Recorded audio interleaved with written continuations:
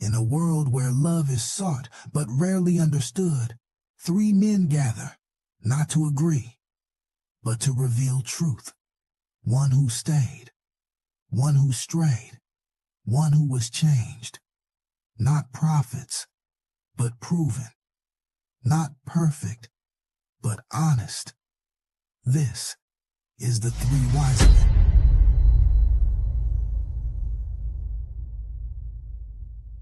In a world where love is sought but rarely. Welcome, everybody. Thanks for joining in for another episode of the Three Wise Men on the Urban Opinionated Network. Today is Tuesday, June 9th. Let's introduce our host, Mr. Ira Parker, who's the host and the producer of the Urban Opinionated Network that brings you the Three Wise Men. I myself am Barry, Big Hit Barry, the co-host. And we are waiting for our other wise man who is running slightly behind, but nevertheless. We got 2/3 of the wise men. So, you know what I'm saying? We gonna wing this. It's gonna be a good episode, man, because we ain't thinking about it. We just gonna go up off the top of our heads about a lot of stuff. So Barry, you know what? Since you're here, hang tight. You know I'm getting that. Go ahead. There are some newcomers. First and foremost, I'd like to thank you all for coming, because I did share the link to a significant amount of you. Thank you for following. Thank you for joining. As always, like, comment, share, mash that button, and subscribe. And please feel free to call in at any time during the show. You may have an option to be on camera. You can have a choice to be off camera. Right. Only thing we ask you to do is just be respectful. That's it. And keep it funky. And let me add this. I'm saying me. Barry can speak for himself, but for me, I do not want to be a part of any podcast that's going to sit here and degrade, try to disrespect people on purpose. Now, if you come online and you say anything about my boy Barry or me, right? You know, you're going to catch some heat. If you give out smoke, we're going to give smoke. You know what I'm saying? So it is what it is. Other than that, we here to let everybody talk. I'm gonna let Barry take this one in here. I'm gonna ask you some questions because before Levon gets back on LR, right? I wish we had that button where we can rewind stuff or go back in time. Who picked it? You must be talking about those NBA finals that we are currently in right now. Mm-hmm. Interesting that you happen to mention that, because I recall from previous conversations, LR, for some reason, said that the San Antonio Spurs were going to dominate this NBA Finals. Mm-hmm. Interesting. In fact, I think I even wrote it down. According to him, he said the Spurs were going to win the series 4-2. They still can. But however, they got a hell of a hill to climb. Thus far, the New York Knicks are already up 2 games. And I'll be honest with you, first 2 games, I honestly thought it was going to be a sweep, but they did waver a little bit yesterday. I think because the energy was off, or they had the anticipation. But it's just one game, game. Listen, I'm about to send my link out. Right, keep on talking, and then as soon as I say I'm done sending my link out, let's get down. Let's start with your questions. Start with your questions. But go ahead, keep it going. So as I tell everybody, I'm a huge 76ers fan. I wanted my 76ers to be there regardless if it was win, lose, or draw. However, they didn't make it, so the Knicks made it. But from the way the Knicks are stacked up, the way that they're playing, Jalen Brunson, Cat, the Villanova boys, the bench, Mitchell Robinson, all of them, I honestly see the Knicks winning this series 4-2. So it can be John Wick. It can be Nestle Quick. It can be Campfire Sticks. It's going to be Knicks and 6. Knicks and 6, huh? Knicks and 6. They're going to have to celebrate on San Antonio's floor, unfortunately. So I don't see them dropping too many games in a row. Yeah, they won one, or they lost one. But Wemby finally realized, I am 7-5. Maybe I should play in the paint. Maybe I should be a little more dominant. They did put up 38 yesterday, had a few rebounds, a couple blocks. Okay, all right, that was cute. Can you do that consistently for the remainder of the series? Because I think that's what you need to do in order to win. But we'll see. Game 4 tomorrow, 8:30 in New York. The Garden is going to be popping. They thought for sure they was going to have a celebration tomorrow if they swept them, but it's a delayed reaction. It is what it is. But yes, I wish LR was here. That way we can fry him, because I can just let him know, like, you owe us, because you said they were going to be up, so pay up. Pay up, sir. But no, congratulations to them both, though. The fact that they got there, I think they just celebrated too early. Using too much emotion in the Western Conference Final. What Kobe said, is the job finished? Job not finished. I don't think so. You ain't got nothing yet. Yeah, okay, you made it there. You got some experience. They still young. These are still young bulls, young men. They got, a lot to show, a lot to prove, a lot to learn. The coach himself is even significantly young. He's not, the old school coaches, Greg Popovich and whatnot. But we'll see. Game 4 is the deciding factor. If the Spurs pull it out and they tie it up, it's not going to look good. But if the Knicks pull it out, it's pretty much curtains. Wrap it up. All right. So look, we got people on, right? We're going to cut down to the chase, right? So for some reason, can't load the question now if you really want to. Hey, and then we about to start it now. 1/3 of the Amigos is running late, so we want to try to not BS, but we're going to go. We gonna get to where we gotta get to, but Barry got a section that he does where people ask him questions, and usually I can put it across the screen, but now unless Barry wants to go into the live right now and put the questions on. I wrote them down, so if you need to, but if they're not pulling up, then I can just read them. But if they're in there, it'll be hold on. Yeah, it's not in there. Like if you ain't send it to my thing, then you just gotta just go off the wing and just put it up there. So do you want me to type them in there so that way they can see them too? Yeah, and then so if you put it if you put it in the chat, right, then I can bring it up and people know what we're talking about versus they just coming in. Can y'all see me right now? Because I can't see y'all. Can you see me right now? Endo, what's up? Baby mama, what's up? See y'all. See, baby mama on. Support her old friend. You know what I'm saying? What's up, baby mama? I can't see y'all, but y'all can see me, so I'm typing right now. Yeah. Endo. We ain't talking about that girl who ain't got no degrees. You got more degrees than her, Endo. But we ain't talking about her tonight. We taking that one a break. We giving her a break tonight. All right. So the first question I'm gonna put up. I'm gonna put up from Sandra. Yeah. So if you put it in the chat, I can bring it up, and then we go from there. I'm ready to put it up right now. Yeah. 1 second. Bear with me for a minute, y'all. I do appreciate your patience. I'm gonna type in as fast as I can on this phone. When I wake up in the morning, love. I hope I spelled it wrong. And do not. All right, let's see how that goes. All right, so that's the first question that comes up. It's something about wanting love. It's heavy on my mind. When I look at you, and the world's all right with me. I can't say no more, y'all. I can't. I can take the bass line. Just one look at you. Yeah. Hey, you know what? I'm at segment. Things we used to like hate when we was younger, right? Yeah. Things I should talk about all that thought with day. Okay.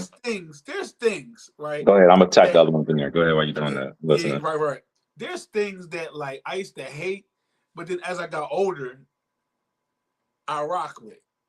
And if y'all can help me in the chat, what's some of those things like? Let me tell you something. Like that song right there, "A Lovely Day." Now that's one of my favorite songs like ever. Like when I was younger, "A Lovely Day." I used to hate that part. Like why, nigga, why was you yelling? But now you get older, you listen to the lyrics, and then you get it, and you understand what it's about. Yo, man, like that's one of the best songs. That's one of the best songs ever. You know what I'm saying? You already know my favorite song. I'm trying to think what else that I used to like. Oh, he put that in private. No, that's in the private chat, Barry. That's in the. Hold on. Oh yeah, that's in the. Can you pull it up? I mean, can I copy it? See if I can copy it. No. Let me see if I can copy I'm putting and in the paste it. comment. Nope. Yep. I'm putting in the. Okay. I'm gonna join this. No, it's not letting me do it. Hold on. Hey India, I see you too, darling. Yeah, I'm putting it in the wrong one. But India, help me out, India. What's something that we used to hate when we was younger that now we fucks with? You know what I'm saying? Like anything. You know, the music could be anything. Like trying to think. I used to hate waking up early in the morning to do chores, but Yo, now I used to hate ranch. ranch dressing. Yeah, I used to hate ranch, but I love that shit. Nah, blue cheese for me all day. Depends on if we got if we talking about like wings. I'm just saying. Hey, I'm saying just a bunch of things like India. Look, India. I love like India now. You know what I did like? You know what I did like though? India, Waking up in the morning, listening to the Folgers the Folgers Crystals commercials, and I can actually smell the coffee brewing just by listening to the commercial. You know what? The ass right now is backwards. The opposite of what I'm saying. The commercials right now are ass. I remember like commercials back in the day, like when we was like just younger. I used to like that Gap commercial. Remember that Gap commercial? I'm just mad about San Fran. And girls, what's mad about me? And it goes, I'm just mad about San Fran. And she's just mad about me. And they go, they call me Mellow Yellow. That was my shit. Wow. Yo, commercials are ass right now, yo. Because the creativity is gone. Only because, first of all, they're running out of stuff to talk about or running out of stuff to produce. And they don't hit like they used to. Oh, I'm almost done, y'all. You know what? Barry. Yes, sir. Hold on. I think I got it. You can keep on putting them in there. Wait. You just got to copy them over from me. Yeah. I can do that. Wait, it says a freaking error. Wait a minute, hold on. You get. If it's an error and it don't come through, I'm just gonna read them out loud because I'll be honest with you, it's my fourth time doing this and I've had enough. Okay, here you go. I'll put this. There you go. Hold on, I'm almost there. Just keep on putting them up. Just keep on putting the other ones up. Once again, I appreciate all y'all's patience. In the meantime, get yourselves comfortable, get situated, grab yourself something to drink, put your feet up, put the kids to sleep, and feel free to get your confidence up to call in. You know what else I used to hate when we were young, dog? I used to hate bell peppers. I love bell peppers. Fresh vegetables. I say used to. Oh. Used to. Yeah, I love me a good vegetable. See, I could go left and say something else that dudes used to not like back in the day, but they love right now. But that's another topic. That's probably after 12 o'clock. You know what I'm saying? I'm curious to see what you're about to talk about. I'll just say, all right. See, me and you are of a particular age bracket, right? I'm 48. I'm actually proud to say that. When we was growing up, if you went around and say you did something to a female that you got clowned. Dude. I'm just saying, you got clowned. You did that, and you was like, "No, I ain't do that, yo. I ain't do that." Now I'm like that. Dun, dun, dun, dun. All right, I got it. All right, there you go. There you go. All right, so this kind of is a segment here where I get, and I do appreciate y'all support for that. I get questions from a few people, a few friends, a few viewers. They send me stuff that they would like to have asked, and they want all three of our different opinions on it. So I think that's fair because we all have a different view and a different opinion of what each question is. This one comes from, let me see, question from Sandra. All right, so Sandra she lives in Spain. She was in the United States, but she returned back home. Well, fuck you. I know people everywhere. I know people everywhere, so don't worry about that. But her question is, if she's probably not watching. I don't know what the time zone is there, but question from Sandra in the chat. If you want to help out with this one, I appreciate it as well. as far as with dating in foreign countries. So she says meeting with men on dating apps. Why do they not do what they say online versus in person? That's easy. Ira, if you want to take it first, and I'll bring up the rear. That's pretty easy. I mean, from right there, we can just talk about dating apps in general. We'll go. I mean, you can go first, man, because I don't want to argue. Go first, please. I mean, it all depends. So it depends on what type of man that she's swiping on. So everybody has their own intentions. Everybody has their own desires and wants from what they want. If she's saying that men are different online than they are in person, well, guess what? Then that could be true. They might say certain things to get your attention, and then they get your attention, and they feel it's like, well, I got it now, so I don't really have to put on this facade. I'm not saying I agree with it, but if it works for them, some people kind of stick to what they know. They stick to their guns. I'm not exactly sure what she means by that. I mean, I don't have to know specifically in detail, but some people necessarily, it's not hard, where it's like people might lie about, their age, their height, their money standards, all that kind of stuff, just to get the attention, and they get your attention, and they hope you probably like them once you actually connect to them and talk to them. It all depends on what dating apps too that you're looking at. You got some dating apps where, if we're being honest, some of them is just out here just to get some ass. Some of them is just to get some attention. You got some that want to get married. You got some that want to date. Some want to be social. It all depends on what you're using it for. Let me ask you a question. Let me put since there's only two of us, so are you speaking from experience, or you just I mean, we've all experienced the dating apps. I've had success. I've had good experiences. I've had some indifference. I've had some horrible ones. Which was the worst dating app you think for you? The worst dating app for me was BLK. Everybody don't know every app, so we gotta speak like as people don't know. But go ahead. The worst one for me, if I'm saying personally that I've experienced, had to be BLK. BLK will put you. We'll send somebody 3,000 miles away. They were obviously morbidly obese. It might have been a bot. It probably wasn't real. The communication connection was bad. So it was horrible. Followed up, possibly might have been Tinder. Tinder, it served its purpose. Tinder was okay. I mean, it's a hit or miss. It's like maybe one out of like 50,000 that you actually might land on. Probably the best, I would say the best from just my experience over the years when I've used them probably would have been Bumble. Bumble probably was the decent of the few, but it don't really matter because it'd be literally the same people on the different apps. It's just that they portray a different side. Like I would rather meet people in person, chop it up, talk to them, get to know them, and figure stuff out about them versus trying to figure out from an app, because everybody's going to put their best pictures up. They're going to put all this live, laugh, and love. And, they're looking for this and looking for that. And it's like, no, you're not. Like, you're not looking for none of that stuff. Like, they're not going to be completely honest or transparent. So they lie to themselves. I wouldn't expect them to be completely honest with whomever else, but it's a entertainment wheelhouse. You use it to the best of your disposal, or the best, that you can.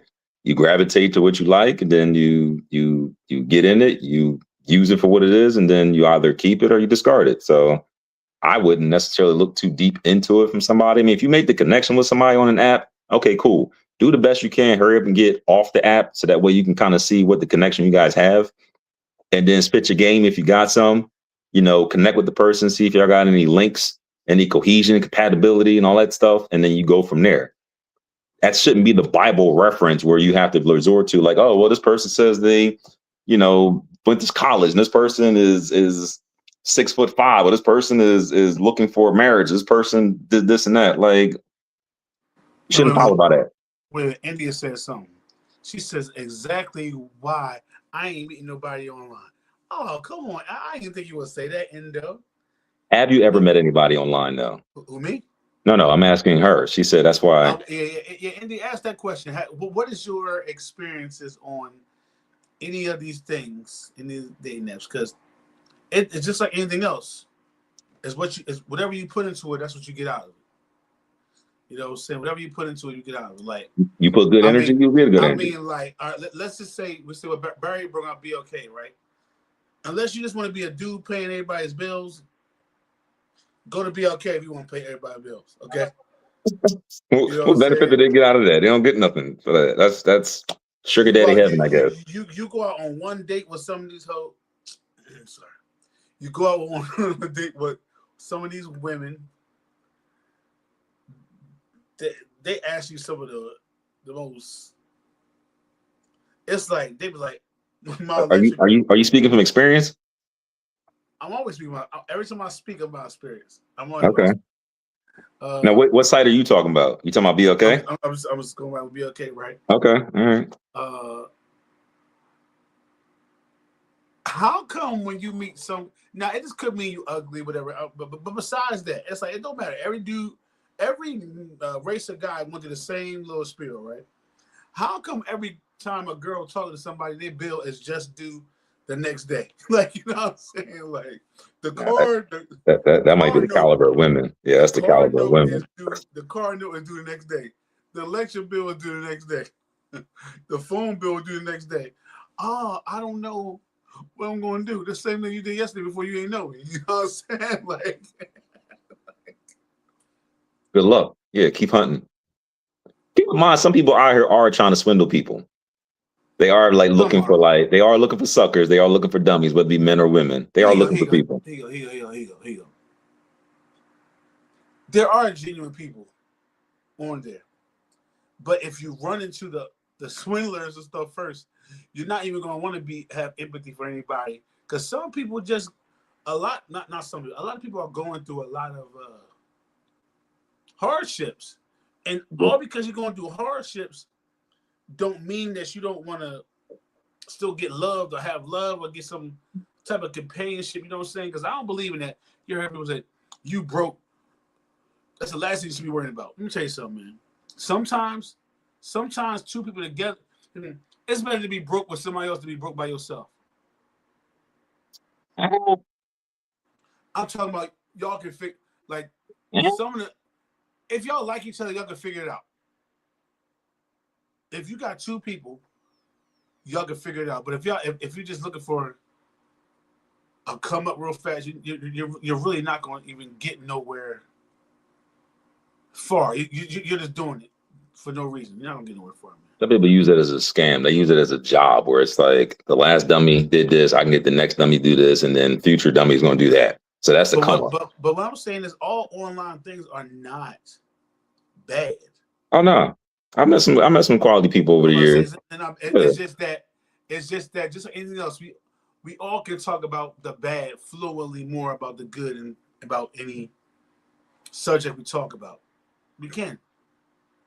What's the good about being married? What's the good about having a girlfriend? What's the bad about having a girl? What's the good about having a man? What's the bad about having a man? Somebody's always gonna have an opinion. People can talk about the bad easy. It can easy. You know, I would say to add to that, because I wrote it down. For Sandra, like some men just aren't that interesting offline. So they might juice themselves up online for you to read it, because I'm noticing that women do read exactly what you put on there, and they get offline and it doesn't match up because some of them in real life, realistically, they probably are just not that interesting. And they're just like, if they shoot their shot and they make a connection, they home free. Also too, you might want to ask some real questions to qualify, not just believe what they post. I mean, you got to kind of come in with your own question, and don't ask about what's your favorite color or what's your favorite food, because you may not make it to those stages for those people for that to even matter. Like, ask questions that you actually really want to know the answers to. Like, what's your conflict resolution like? What's your actual type that you're attracted to? What is it, that you're actually specifically looking for? Are you that person's type? What do you want? Just keep it simple, but also answer questions definitively that you might want to know. And you can't be afraid to ask that. Like, you got to kind of step outside of your comfort zone of what you've been doing over and over again, expecting something to change. Like, kind of got to grow up with that. You want to know what I hate about just on the online just topics? anything about like when it comes to money. I think people have the worst perspective about money. If you talk to everybody, the way if you go about online, everybody make over $100,000, which is not true. Correct. I mean, not even close. So when I hear people say he got to have money, well, who? What? How much is How money? much? And then they always give an astronomical number So that is so high that they never had anybody entertained or know that even makes close to that. But it's like all of a sudden you're expecting that. So I would ask the ladies, check this in the chat. How tall does a man got to be for you? And how much is the lowest you can deal with a man making? Because I just think that internet-wise, not real life-wise, internet-wise, some women got a wrong perception about money because the statistics don't add up to it don't add up right. That's all I'm saying. It don't add up right because like you would think that girl like I need this done that done that done that, and I'm adding up in my head. I'm like this. That person will have to make such and such to because I don't know, man. I'll be honest with you. When I hear women say that, it does this. It goes in one ear and right out the other. Because I'm not listening to that. Because all you want to do is regurgitate the same thing you heard somebody else say on the internet that you feel is applicable to you. In that case, y'all all are chasing the same exact individual. And the ultimate thing is you got to make sure that motherfucker like you. Because chances are he probably don't. I think you can ask for what you got. Yeah, but they think they deserve more. And a lot of people realistically don't think that what they have is. I think there is a delusional factor with that, where a lot of people think that they deserve more than what they are. They don't think surfing in their lane is respectful to them. But I'm like, no, that's your lane. That's where you belong. You know. Barry, what you think the average salary is for a household in America is? We're talking about for like a family or a single person, like a household. So I'm saying man and woman. I would say the average between two, probably maybe pushing no more than maybe $120-ish, maybe for like the middle average, and that's just pushing it. That's pushing it. Less than that. See, I'm often in America. Keep on going. If I'm going lower, so what? Maybe what 100? It's around 50. It's around 50 or 60,000. Oh, you mean combined? Are you talking about combined or just individually? Combined. Oh shit. An average household in America. That means, I guess, if it's about man and woman in a household. No, is any kids involved? Yeah, man. A lot. Listen. Is there a pet? Is there a family pet? I guess, but listen though, the average household is less than $70,000 a year. Average, both families. Damn. And that's even high. I said 70. They talking about it's 60,000, man. A lot of people only make $28,000 a year. You'd be surprised, though. I am surprised, to be honest with you, because the way it looks like on the internet, it don't look like that. It don't sound like that. And here's what I'm saying. And if I thought the internet was real. No. And if I'm wrong, go back on the chat, go Google, and put it up on there. I'm gonna look up. Do not get. Here's the thing. I average. Oh, somebody else killed her. Okay. Joe, what's up, player? My man said facts. It's around 70K, both folks' income combined. And I even think that's a little bit high. But what I'm just saying is the average. I gotta look that up. Yeah, I gotta look that up. So watch this. If that's a combined income for a regular family, right? What if that dude making 70K? It's then he don't need her. A single dude making 70K gets clowns out here. Like, yeah, I know. You know what I'm saying? Yeah, I know. He go, can you survive off 70K? Absolutely, you can survive 70K. But can you survive off $70K when you gotta pay for her nails, her weave, her electric?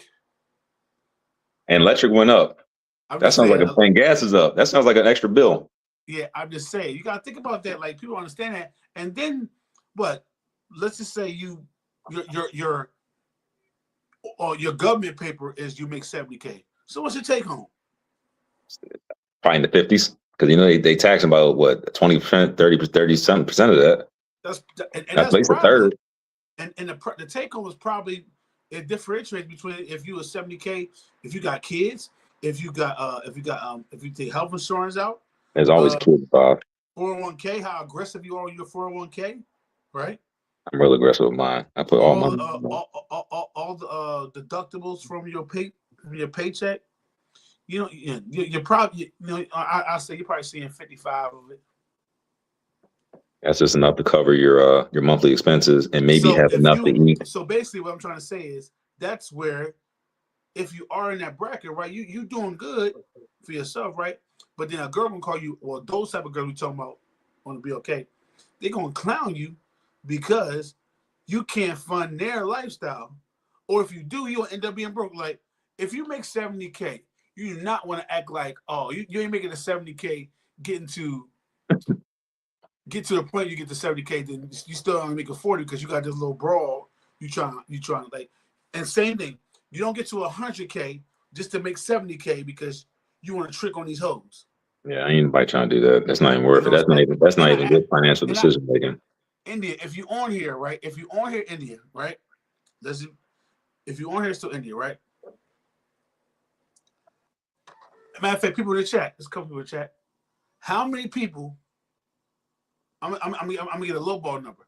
How many people you know for real that you can touch, call, text, whatever like that, and respond back to you, make more than $80,000 a year? And that's a low number. I'm saying. I was gonna say 100 to make a thing, but I want to say how many people you know that you definitively know that you know they make over $80,000 a year. Mm-hmm. Put it in the chat. Better. How many people that you know of? How many people you know make over $80,000 a year? Right off the top of my head, 2. Just right off the top of my head, that just popped in my head. Right. Yeah. You probably think of some more, but on the top of your head too. Right. Yeah. And that's what I'm saying. It's like it's not the way how people be talking about money. They're bullshitting. Like it's like, yeah, I know. That's why I listen to it. That's why I listen to it. It's like, here you go. It's so bad now, right? That I don't even give a number now. Because I'm like, wow. If you think that's balling, okay. I thought I was broke.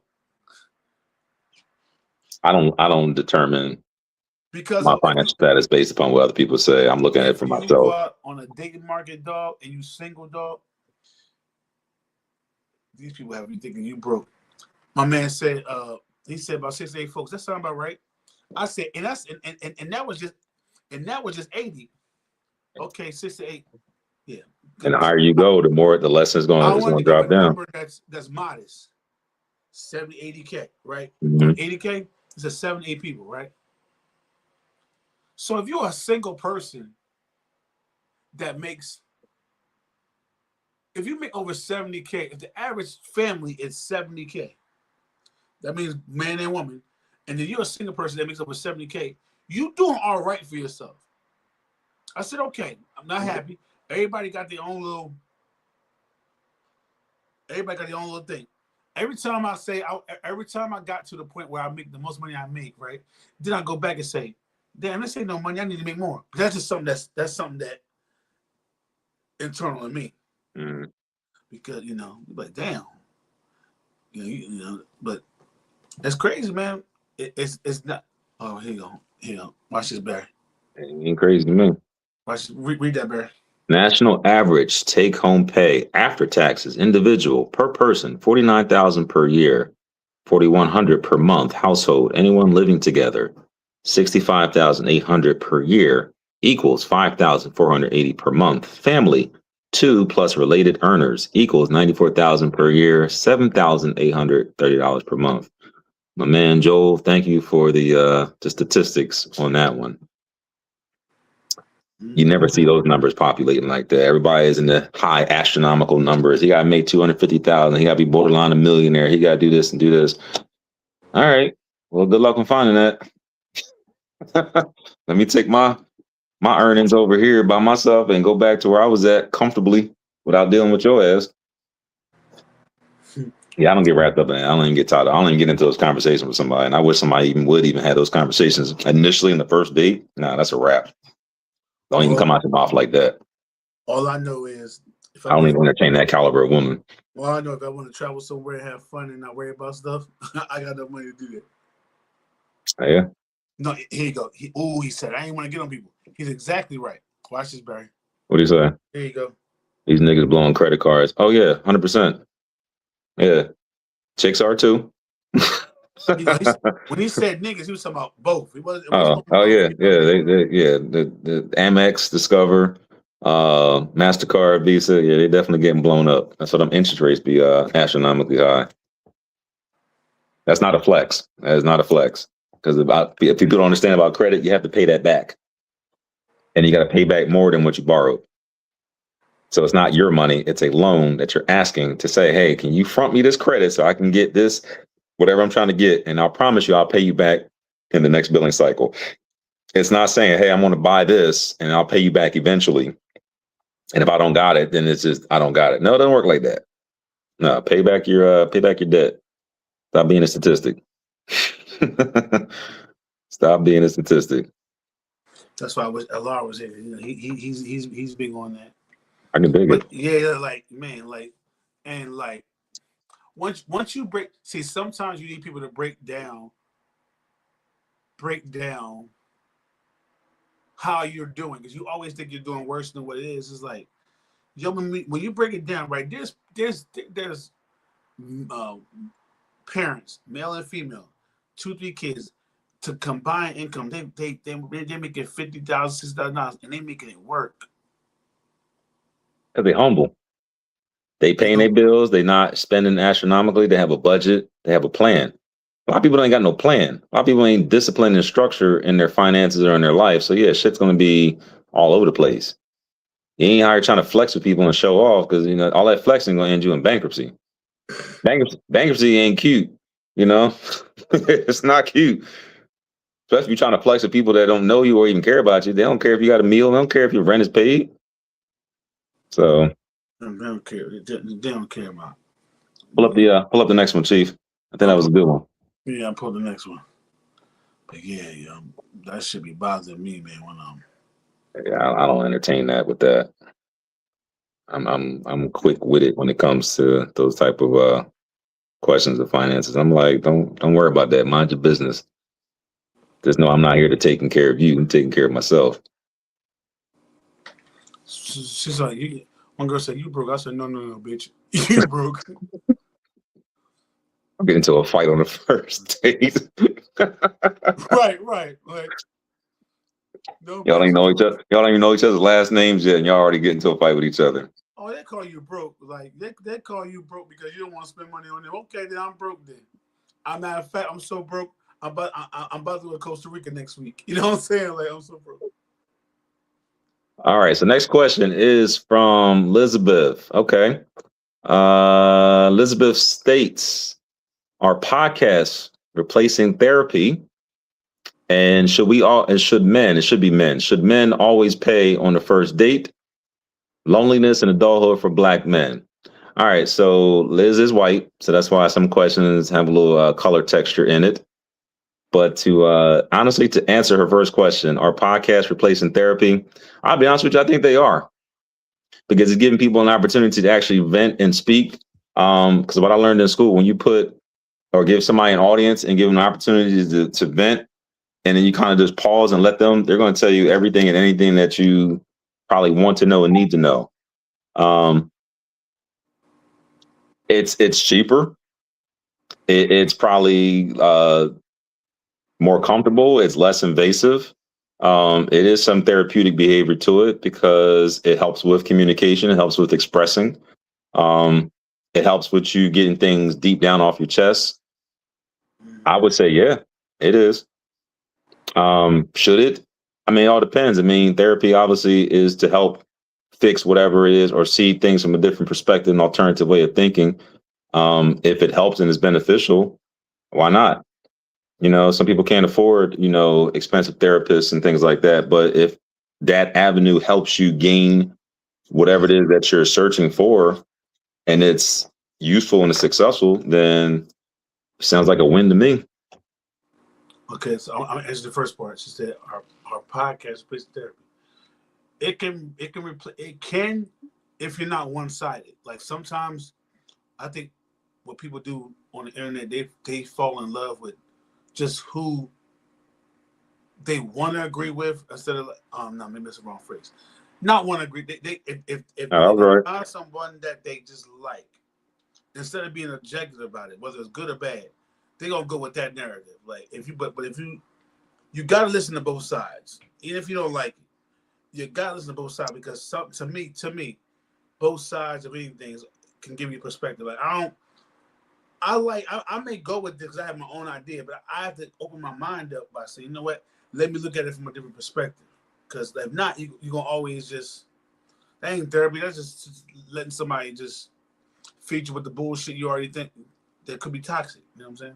Some people want that though. Some people ain't gonna listen to hear something that's wrong with them. They want to listen to what they feel as though, like you said, they're comfortable with somebody that can relate to what they might be possibly dealing with or going through. So they're going to kind of jump onto that. So if you go into it with a neutral mindset and you go into it and be open minded and hear one side, hear the other, and then hear the truth, and then you make a selective decision, yeah, then it's helpful. But if you just go into it because you want your ego stroked and you want your back scratched, then I wouldn't. I think you're wasting your time and your energy with that. You can probably put that energy source somewhere else. Um, but it can. I think it is. So if it's a benefit, yeah, rock with it. I just believe, yeah. I'm like I said, I'm always gonna listen to both sides. Like I got that perspective because I grew up with my mom and dad. I don't have no favorites. I don't like my mom more than my dad. I don't like my dad more than my mom. They're equal. Like I'm not that person that's like, mama's everything. No, man, sometimes mama was wrong. 100%. Sometimes dad was wrong. 100%. Depending on what was going on, they had their strengths. So that's why I may be labeled as like the middle guy because I can see stuff from both perspectives. Like here you go. I have sons. I have a daughter and I have a son. I mean daughters and a son. Like so, I'm off. Here you go. From one aspect, right? I'm jumping all over the place. I want to believe all women, but how far can I go for that if I have a son too as well? I don't get that. I'm just saying, like, I want to believe my daughter if she comes to me and says something. I'm for that. I'm for protecting my daughters. But at the same time, how far am I going to go to that one breath and say something happens to my son? And like, all right, you said believe the women, and now they're accusing your son or something. No, I'm not believing all women. I have a son too. You know what I'm saying? Like, I don't believe all men. I don't believe all women. I believe everything. I believe everything is situation by situation. Hold on, we got this right here. And I'm gonna get back to that question about the last part. The should always pay on. Let me get to that right now. Just break them all up. It's just like it's three separate ones. Yeah. Okay. Should men always pay on the first dates? You know, Barrett. Go ahead, Barrett. You should get it first. I answered my stuff was quick. Yes. Go ahead, Barrett. Whoever invites pays. Simple. If a woman invites a man, you flipping the bill. He can lead a tip. But typically, normally, the man usually probably will invite the woman, so he pays the bill. Have I had an experience of women paid on the first date that they invited me? Absolutely. Did I expect it? I didn't expect it.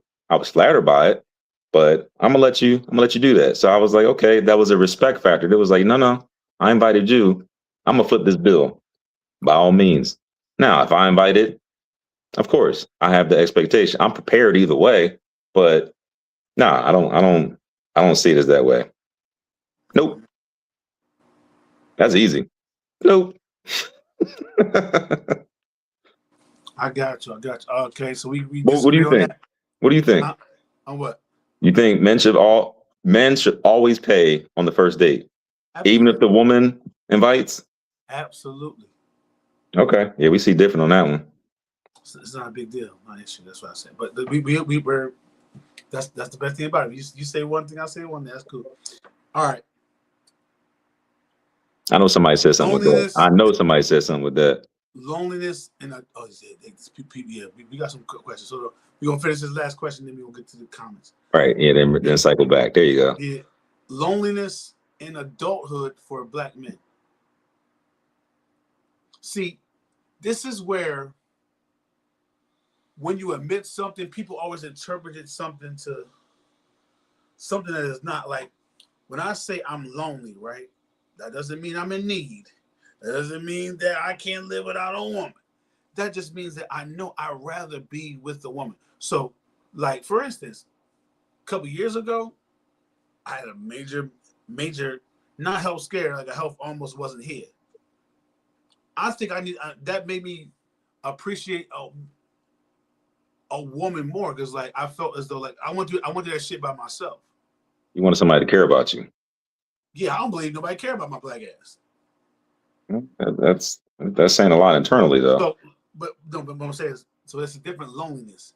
It's not the loneliness like, oh my God, I need a girl to be over here because I'm just no, man. I'm looking at it from a like, man, like I ain't had nobody. I went through this shit by myself. Like rehab by myself. Blah blah blah blah. I couldn't. Yo, people understand. I could not talk. People. I still have a little type of thing going on, but I'm like healed. I'm good. But I went through a situation where nobody's gonna know because I didn't go through it with nobody, and nobody can vouch for me and say, "Oh, he came a long way." I didn't go and they came like, "Look, guys, I was broke." You know what I'm saying? I didn't do that. Yo, Adrian. But listen, my mom was like this. Yeah, I remember. Seriously. So, and then like, this side is this is my left side. I could not move all the way down to my, I couldn't move nothing, period. Now I can pop, oh shit, I can pop locks. You know what I'm saying? But I'm saying, God is good, you know what I'm saying? But it's like all the time. I went through it. So that's when I'm speaking, Barry can talk about his own stuff. When I'm speaking about loneliness, I'm speaking from that. Like, because everybody, the hardest part wasn't the physical therapy. It was like, damn, what I'm going through, who am I getting better for? Yourself. I know I'm saying, but when you're going through, this is your kids. It's up here. It's up here. Yeah. Right, but it's up here. Who care about me?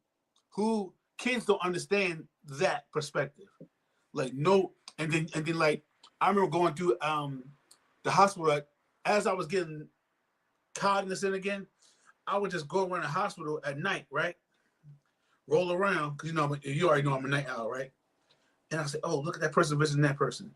Look at that person visiting that person. Only person, I ain't gonna lie, I'm gonna give everybody props. The only people that visited me was my homies. You know what I'm saying? He was one of them. I felt obligated. He was one of them. Because I wanted to tell you, I wanted to like, yeah, see what happened? I told you so. Yeah, he did. He came in and talk. His boy, hey, niggas ain't shit. I'm over here looking like Tommy from Martin when he was in the accident, right? This nigga ain't about nigga. I'm like, come on, man, I don't want to hear that shit, right? In my head, I couldn't say it because it came out like this. But but what did you tell me? Oh man, I just bit my tongue. That's what you told me. Well, you deal with women who lie to you all the time, bitch. There you go. All right. You downplayed it. Tell me the truth. I ain't gonna tell you. Hey, listen, I had to find out what the hell happened to me first. I answered. Somebody, I looked at the chart. I figured it out. I saw it. I had to figure out what the hell was going on with me for myself. But anyway, y'all, that's what I meant by loneliness. Now, if you're talking about loneliness, like tonight, am I lonely? Am I lonely or do I want some ass? That's two different things. You know what I'm saying? But I'm not lonely on that department, but ass. I just wish I had somebody that was around who could see, oh look, man, he went through that. Like y'all can say, you know what? So basically, you say, yo, if moving forward, right? Because there are gonna be more strokes because that damn vaccine. But let me stop before I get canceled. That fucked up a lot of people's shit. But anyway, when you gonna know people, and the question is gonna be, can you come back from it? And the question absolutely is yes, you can, but it takes patience and belief and a little bit of cockiness that comes with that. Because I can tell you how much I challenge all y'all who did know someone who did have a stroke and go from how you see them now to where like that. Unless I told you I had a stroke, you wouldn't know. You wouldn't. So I'm just saying, like, as far as like that, like, damn, man, like you want somebody to be there for you, you know, bring you something to the hospital, bring me some socks, bring you some such and such. You want that. It's the little stuff that you didn't have when you was out here just dropping off Uber Meats. You know what I'm saying? Because if you got like too many women, you I change the caliber of women there to entertain no, I'm not themselves. saying that happened to me. I'm saying that if you do, I'm telling the guys, if you are out there and you got Yeah, that's on them. Yeah, you gotta be more selective and get be. yourself a woman, man, that care about your ass, man. Seriously. So I don't got no lonely, but other than that, I want a woman, not loneliness. But go ahead, Barry. Shit, I'm too busy. I might be alone, but I'm not lonely. Ain't never that. I got too much shit going on. I'm too busy, and I'm loneliness. And I'm not gonna say personally, but I'm gonna say for Black men, I think Black men do probably deal with some type of loneliness. But I don't think they express it. I don't think they really communicate. I don't really think they bring it out. I think they just kind of suppress it. Some of them might have vices that they deal with. Some could be good, some could be bad. Depends on who you are. Like, you know, some people have hobbies, some people have second jobs, some people have kids, family, you know, stuff that they enjoy to keep themselves from thinking out it and staying in that space. I mean, that could be a dangerous spot for some. That could be a desirable place to be. It could be a safe haven. That's really touchy. It depends on the individual, especially with Black men, because Black men don't really necessarily express how they feel. And if they are, who are they going to express it to? Like, who's actually going to genuinely listen and care and be concerned about that? Because if you do bring up certain things that are close to the chest emotionally like that to a woman, chances are she could weaponize it against you. If you use it against people who don't really care, then you're just kind of just shooting out in the dark. Some people care, some people don't. We're not bred to be that type to give into that. So we just kind of just deal with it, where it's like loneliness can turn into depression. Depression can turn into some other type of mental stuff, but it's like we motor through that. You know, we go through such a robotic behavior with stuff. Like, they don't even have time to be, they really don't have time to sit down and identify exactly what loneliness is. They're just like, all right, nigga, I'm just here by myself. Let me get some sleep. I gotta go to work in the morning. Then I gotta go to the gym. Then I gotta go pick up the kids. And I gotta pick up the wife. And I gotta do this and that. So they really have no time for that. If they're by themselves, they probably have a routine. I gotta go to work. I'm about to hit the gym. I got a hobby. I'm about to go out. This and that. So they really don't have time to sit there. So it depends on who, but I think for some that I might know, even myself, you can be alone and live alone. Don't mean that you're lonely. And sometimes, let's keep it funky, man. Sometimes people be with some people and they still be lonely. How about that? That's even, I don't want that. There's a lot of people like There's that. a lot of people that be, they scared to admit that. I don't want to cuss as much. They be messing. A lot of y'all are in relationships or y'all mess with people a lot and y'all still lonely. And guess where they end up at? On dating apps.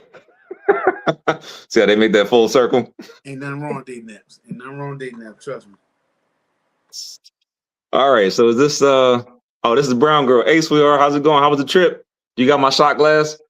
Okay, Let me know if you got my shot glass. So she's going back to what that the first question was. She says, "No, that's impossible. Podcasts are replacing therapy, but it is normalizing therapy or giving language to what people experience, which helps people seek therapy." Yeah, so yeah. So it's like another wheelhouse and avenue for communication. I honestly think that it helps with that a little bit because a lot of people have a hard time with expressing and communicating. Um, so I think it's helpful. Like I said, any avenue that people can use to utilize to start expressing, start getting things internally out, so that way it can be heard, that way it can be addressed. I think it's a plus. So I say keep it up. Whatever method that you need to use, I say keep it up. What my man Joel say? He This said, is the question when we were talking about the "Oh, that money. was the first, the money one." Yeah, go ahead, read it. Says, "Bro, online said the guy in the Bentley want a jet. The guy with the Corvette want the Bentley. The guy at the bus wants the Corvette." Oh, I seen that before. It was a meme like that. The guy at the bus just wants a car. The homeless man at the bus just wants a cup of coffee. Yeah, basically what you're saying is that nobody's happy with whatever they're in. So you got to find happiness within, and do better for yourself if you want better. If you want better, do better. If you're unable to, just continue to do what you do, be grounded, have a little faith, put a little elbow grease, as they say. Don't be lazy, and just, kind of have a plan, a course of action, and keep pumping forward. So I agree. Yeah, a lot of people can have the world at their disposal and not be happy. Some people can have the minimum of stuff and feel like they got the world on their shoulders. And whatever floats your boat, happiness starts within here, starts within there. Once you find it in there, it will kind of exude, and then you're going to wrap yourself around that. So I agree. My man Joe, he is coming in tonight. We appreciate that, buddy. He said, "Therapy is personal, and we all need it because we all got demons our minds are fighting. Men should pay because men should be asking women out, but men shouldn't lead with money at all." Correct. Correct. "You should want me for who I am, not what I can give, because when I fall on my ass, I can only give my love. Will you hold me up? Loneliness in adulthood isn't a black thing. Men and women, I have realized, are more single than we think. I used to think that all pretty women when I was growing up were taken." And then it looks like it's a continuation. My man, you said a lot. Yes. I definitely appreciate the detail on that.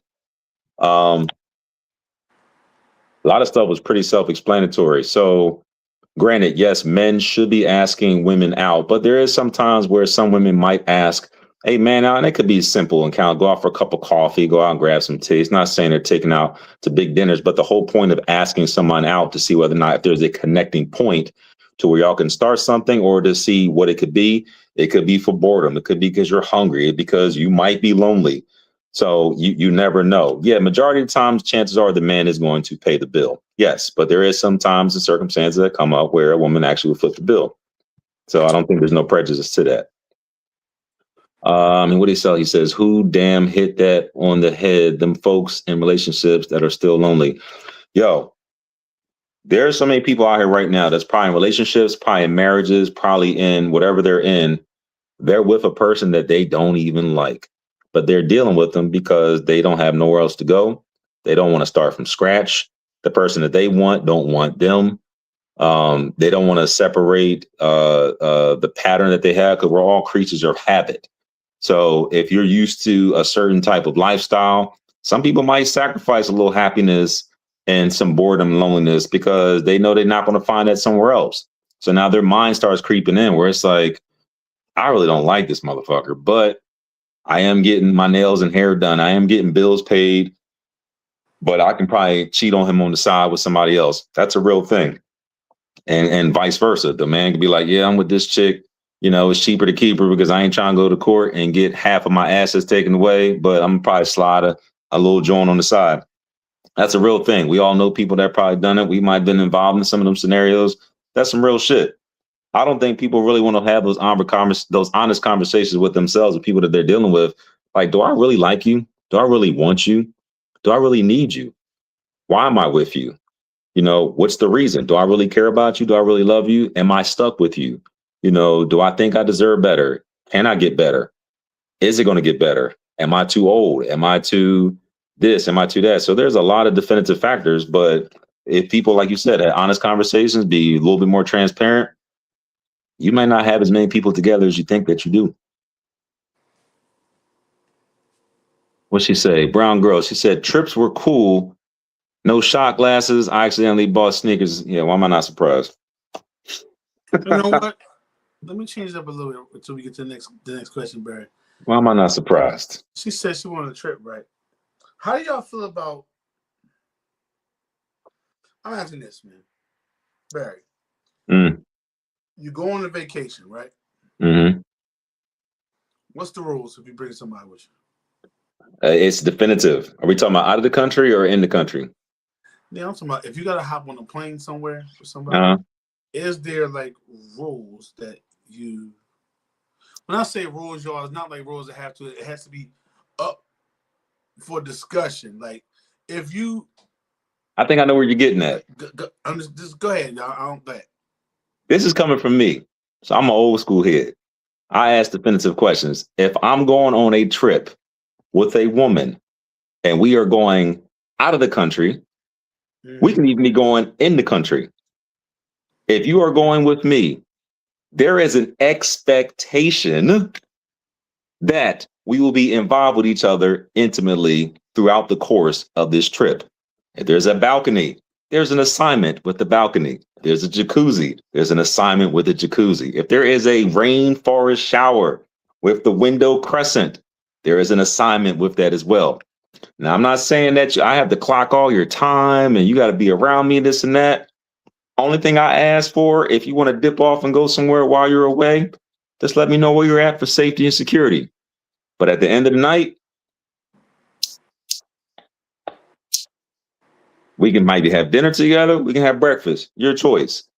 I don't want to ever crowd someone's space, but also too, if I'm going to have that type of connection with somebody and we going somewhere and doing something, it's kind of an expectation of what's about to happen. Never have I ever, will I ever go on a trip with somebody where I don't have a clue what's going to happen between us while I'm going. Because if that's the case, I'm going to go by myself, which I have gone to many places out of the country, intercontinental, by myself, and I'm okay with that. But however, ladies, I want you to understand something, and fellas, I want you to understand something too. Fellas, stop inviting ladies on these trips if they do not like you specifically. Also, stop leading with your money on these trips because they will utilize that while they're there.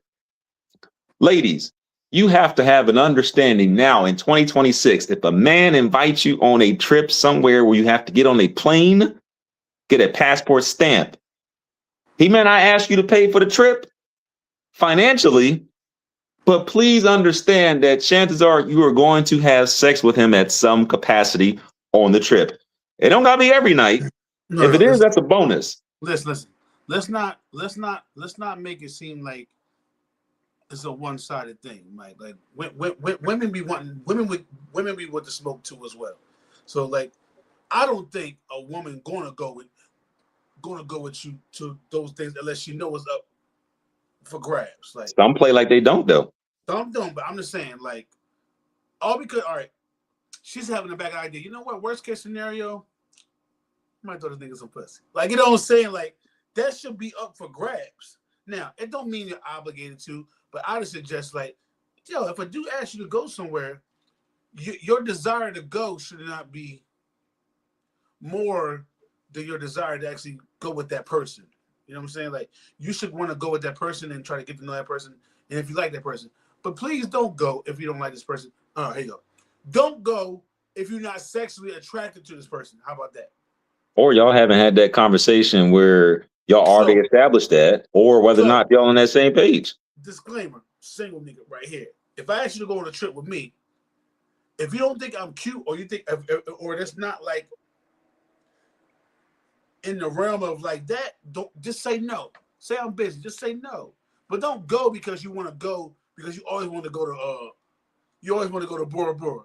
Well, chances are they probably going to say that. So No. I think I leave that up to the men. I leave that to the men. Don't offer a woman to go on a foreign trip out of the country if y'all don't have that type of chemistry or connection or communication, or y'all already got down with the get down already. Like, don't just be using that as like, oh, well, we went to dinner 2 weeks later. Now we going to Europe, or now we going to the Maldives, or now we going to Jamaica. No, because in her mind, she's like, oh, we cool, we just friends. He invited me, he being nice, me being sweet. Ain't no guy trying to be that nice. What my man Joel say? He said, if them wings go up, them legs is going up. Listen, hey Barry, listen. To me, the only time a woman will go on a trip with you and she don't give you no play, it's not because I don't think she don't like you, right? It's because she wasn't honest with the situation like this. Like, I think that means that she actually deals with somebody else who don't take her nowhere, and she already getting smacked down by that nigga. Like, so, like, I see it differently. They fuck with a dude already, right? But that dude, they just like the dude, and they already involved with the dude, right? So they feel as though they're single enough to go on the trip, but they're like, I can't fuck with this dude on the trip because then I'm gonna be fucking with two people at the same time. So what I'm trying to say is, if you fuck with somebody, don't go on a trip with another nigga. Period. I put it like this: women. If a woman's attractive and she got a good phone, chances are she has somebody that she's dealing with at some capacity. If the man has enough game to be like, look, hey, I got this trip coming up, I want you to go with me. Chances are they've already probably crossed that barrier, maybe once or twice, maybe a few times. Okay, cool. Then that's kind of a no-brainer. If this is a situation where you don't really know too much about her history, don't really know too much about her, and you just kind of wanted to be cute, then chances are she's going to look at it for Instagram pictures and she's going to look at it for her own self-benefit. I don't see that in my case. If I invited people to go with me, it's like there was something there already, or it was a connection of some sort. I'm not bringing somebody where it's a possibility or questionable whether or not if something's going to happen. I make that clear. Like, don't you think about packing any bag or any bikinis or any nothing on this bag and this trip if you not coughing up no yams on this balcony out here looking on the horizon of Jamaica. Don't even think about it. Don't go. I'm just saying, don't go unless it's a possibility. You say that, like, if it crosses your mind, like, you know what, I might give them, okay, we have a good time, so you be regular, right?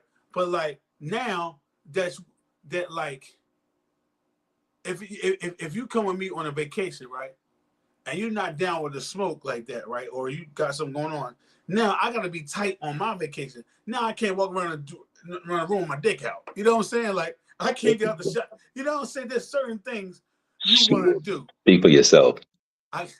You hear? Guess what? Speak for yourself.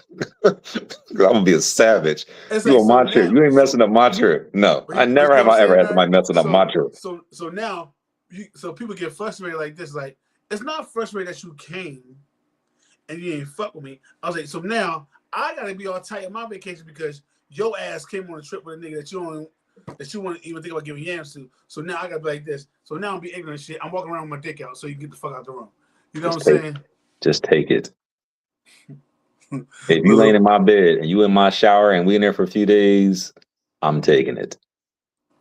Say how you want to say it, I'm taking it. You there, it's gonna happen. If you ain't ready, I'm gonna easily send your ass the hell home. But look what Brown Girl's her last thing was. But I like what Joel said. My man Joel, I'm with you on that. $100,000. If the wings go up, them legs is going up. Period. If not, stay with childish ass home.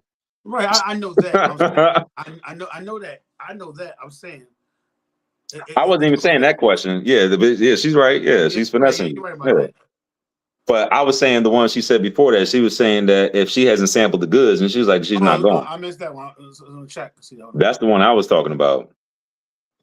Where she was like, yeah, if we ain't sampled it, she ain't going. Which, you know, it's funny. If you can tell your gender, that would be very helpful. If y'all ain't got down with the get down, you ain't getting on this plane. You ain't getting checked in. Like, it's just that simple. So Brown Girl, if this is you, right? You say if you haven't already sampled the goods, you ain't even gonna go on the trip, okay? Because guess what? What she's saying is, I ain't going on no trip, especially if it's whack. You know what I'm saying? Like, you know, or I'm not attracted to him at all. You're not gonna put yourself in a room for 3 days and y'all drinking one love. Oh, Drinking, music, a nice vibe. Somebody gonna be down sleeping naked. to Somebody showering, walking around naked. Jamaica. You mean to tell me something ain't gonna pop off? Nah, nah. I wouldn't even dare. I wouldn't even dare. I don't care if you even mad at me on the trip. Guess what's about to happen? What? Guess what's gonna happen? You can be mad with me. You can be mad throughout the day if you want, but when that sun falls, guess what's gonna happen? Shit, don't play with me if you want. Look. I'm from the old school. I'm gonna ask defensive questions. I'm already make sure that I already had it, and I want to make sure that we cool. We in the good space. We ain't got no problems. We ain't got no issues. You can play all that childish stuff if you want. Mess around, your ass be sitting in that hotel lobby trying to find a way to get back to the airport. Don't play that with me. That's the one thing I don't play with. You play with my vacation, that is you will see the Hulk come out. Do not play that. That's the time I need to decompress I thought and about relieve an stress. idea. I probably don't to a lot of people. Like I throw it out there, but if you ain't looking like I threw out the real, and if you ain't, I ain't taking it. That is what it is. Go fuck where you been fucking at on this couch. You know Fuck what I'm saying? Dexter. Who ain't got no fuck Dexter who ain't got no passport. I'm gonna find somebody to go on the balcony. You know what I'm saying? In Bora Bora. You know what I'm saying?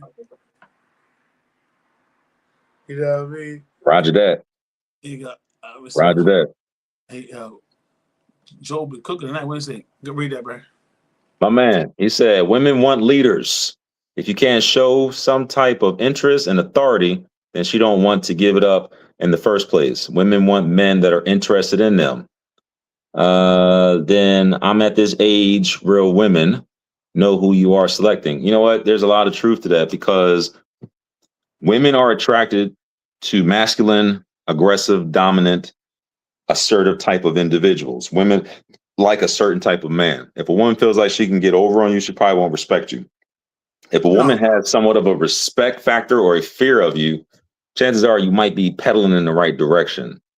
Yes, men should take the lead, but some women, honestly, I think they confuse a little confidence with arrogance, and I think they confuse a lot of that with borderline abuse.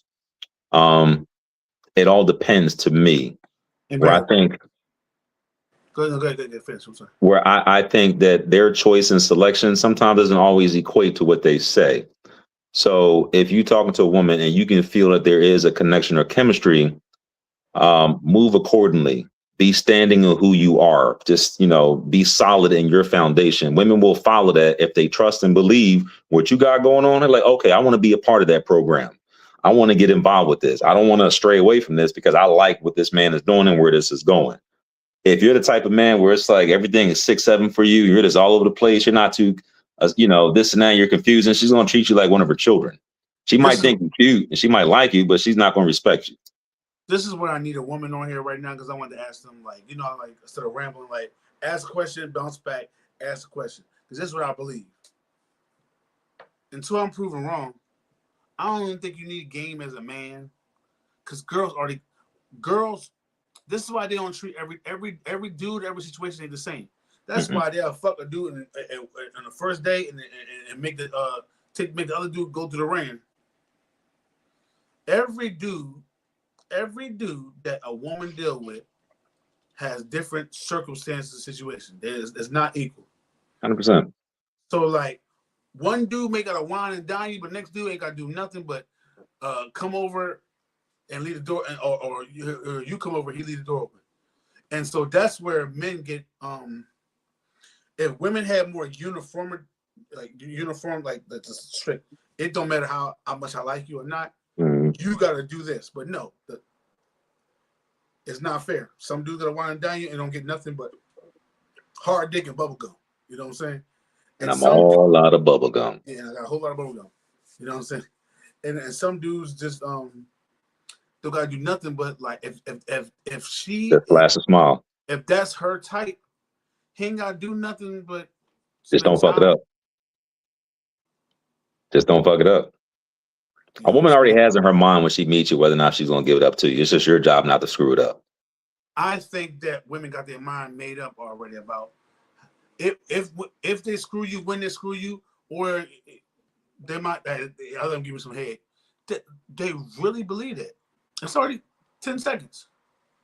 Just like us men. Newsflash, ladies. It takes us less than 30 days. No, it takes us less than 30 days or 30 days to know if you will ever be his girlfriend. It takes you 90 days to know if you ever even marry that girl. That's how simple it is. Barry, you know within 90 to 120 days that if you know that this That's girl debatable. is possible marriage material. That's debatable. We know within the first week of actually talking to the girl if you just want to hit it, or this girl might be like girlfriend material. We know that. Too bad that women don't know that. I could be like what they like. Mm-hmm. Let me see what she says. She said, Child. These women who take that chance, probably can afford to travel on. Correct. Yeah. That's why they credit cards is maxed out now. Yeah. Yeah, and so then to those girls, don't go on a trip with a dude you don't like. Let that person who's fucking you on the air mattress take you on a trip. All right. See how far you get. Oh, you won't get that far. The only trip you're gonna take is when the air mattress is right here, right? And after a while, that's so judgmental. They got nice beds. They get them from Rent Center. They got nice beds. Hey, can you imagine? Can you imagine getting up in that shit like, bang, bang, shit like that? I think at one point in our lives we might experience that one time or another. I'm pretty sure of that. That might have been like super early 20s. Hey, and if you fuck it on the air mattress, man, cut your toenails, man. God damn. Cut your fucking toenails. Oh, just get on the floor. Yeah, just get on the floor. Motherfuckers is cracking. Y'all slicing shit. All you hear when you fucking, you think it's gonna be some breathing, like no. All you hear is. Now you messing their place to sleep where they lay their head at. That's terrible. Hey, listen. Just get on the floor. Yeah, or get on the couch, or get on the chair. Hey, back in the day, you know, so Barry, when you mess with a nice young lady, right, and y'all getting in there right in the middle of the night, right? Do you need background noises or you want straight silence? Like, is the TV on, the radio, like, you know what I'm saying? I don't mind. Like, it can be the TV, it can be the music. If I'm focused, I don't really care. It don't really matter. But if if you're trying to like set like a mood, you want to play some music. Like, back in the day, you would turn on some music. You probably had some incense burner, or maybe a candle or two. You might left the window open, turn the fan on to get some air circulating, have a little water by the bed, have a washcloth. Yeah, you might have a little preparation. But as you get older, it's kind of like, you know what? Leave that window open, let some air in. You might have the TV on the background because you kind of focused, so you kind of locked in. So it don't really matter to me. Turn it on, you turn it off. It don't really matter. She. I'm gonna get that point. I'm gonna be talking shit to you anyway. It look like, hey Barry. I remember a couple of times. Oh, I don't like that. I don't like it. I'm good at, but Barry. I remember a couple of times I was with a young lady, and these are the most played songs that I remember in the background. Now I wish I can sing more, right, to do the beat, but you won't get it. So all you hear is a little piano one, right, and all you hear the girl go. What, the Jeffersons? I see that joint. Something wrong with you. Well, you childish. You know what I'm saying?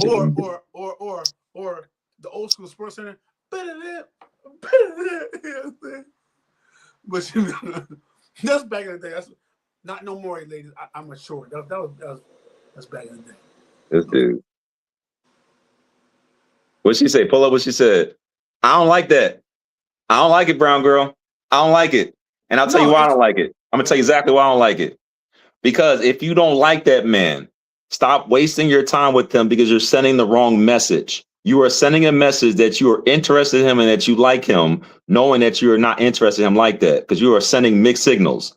If you go out with somebody, chances are, if you're not telling him the truth, which a lot of you are not, and I know a couple of you aren't because y'all told me, and I had to kind of bring it to y'all attention. If you do not like this man and you are not attracted to him, Stop accepting things that he offers to you. Don't go out to dinner. Don't go out to shows. Don't go out to movies because you bored, because you lonely, because you fucking hungry. No, cut it out because you're sending the wrong message. Let that man go invest his time in somebody else. And y'all say, I don't want to hurt his feelings. I want to be nice to him. No, because you're not being nice by lying to him. Let that man go and find somebody who wants to entertain him. I hate when y'all do this because I hear stories about it and then y'all act like, you get mad when you say a man be lying to you. Y'all be doing the same exact thing. Don't go out, turn into the dinner guy. Like, no, make your own dinner.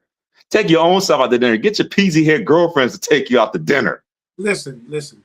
The only reason why men started standing up for y'all, man. I'm trying to protect y'all. The only reason why men started coming up, right, is not the action. It's like y'all get mad that we found out the code. Like, all right, we know. Let's come up with a number. 6 times out of 10, not 7 times out of 10. The reason why y'all got these friends is because the dudes that y'all actually giving up the box to ain't doing he doing everything but that, but he just serving you dick on the platter. That's it. And then so somebody else gonna be like, yo, man, wait. If I'm doing all this and you still look at me as friend, okay. Because women are smart. If I get that guy who's my friend to do everything else, right? But then I got Dexter who serves the D on the platter. Now that friend then made Dexter valuable because now she's like, I got the best of both worlds. Now let him do that to her, and I guarantee her feelings are gonna be touched. All men ain't shit. What else? How can you do that to me? Let me tell you about selfish people in general. This is not my one. This is anybody. Both parties. Oh my God, we gotta stop doing this as a whole, man. We be dissing people, doing people dirty, and you think all because you do it, it can't get done to you, and you don't never think about that until it happens to you. Y'all be fumbling a lot. When I say y'all, men and women, y'all be fumbling a lot of people, but you think that it's like this. Why, if a dude like you, I mean, I have my right. I mean, I have my right not to like him. Like all because he like me don't mean I not like him. But when you like him and he don't like you, it's like he fumbled. It's like there's no way he can't like you. No, the same way how you getting curved by Money Mark. It's the same way how he could just not be his type. He could just not be no longer interested in you. The man probably has multiple options, like because everybody don't need to like you. Yeah, I don't like that either. Or maybe he just wasn't that cute. They may be immature. Let me see what girls say sometimes. Or your shit was, or your pussy stink. How about that? I'm just saying. Page balance a little off. Sometimes you're not that fresh.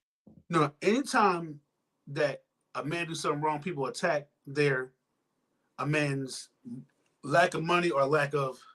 Oh yeah, stroke game is whack. Now you broke, and now you ain't this. And I say, okay, cool, that's fine. But when you say it to them, it's like, how dare you?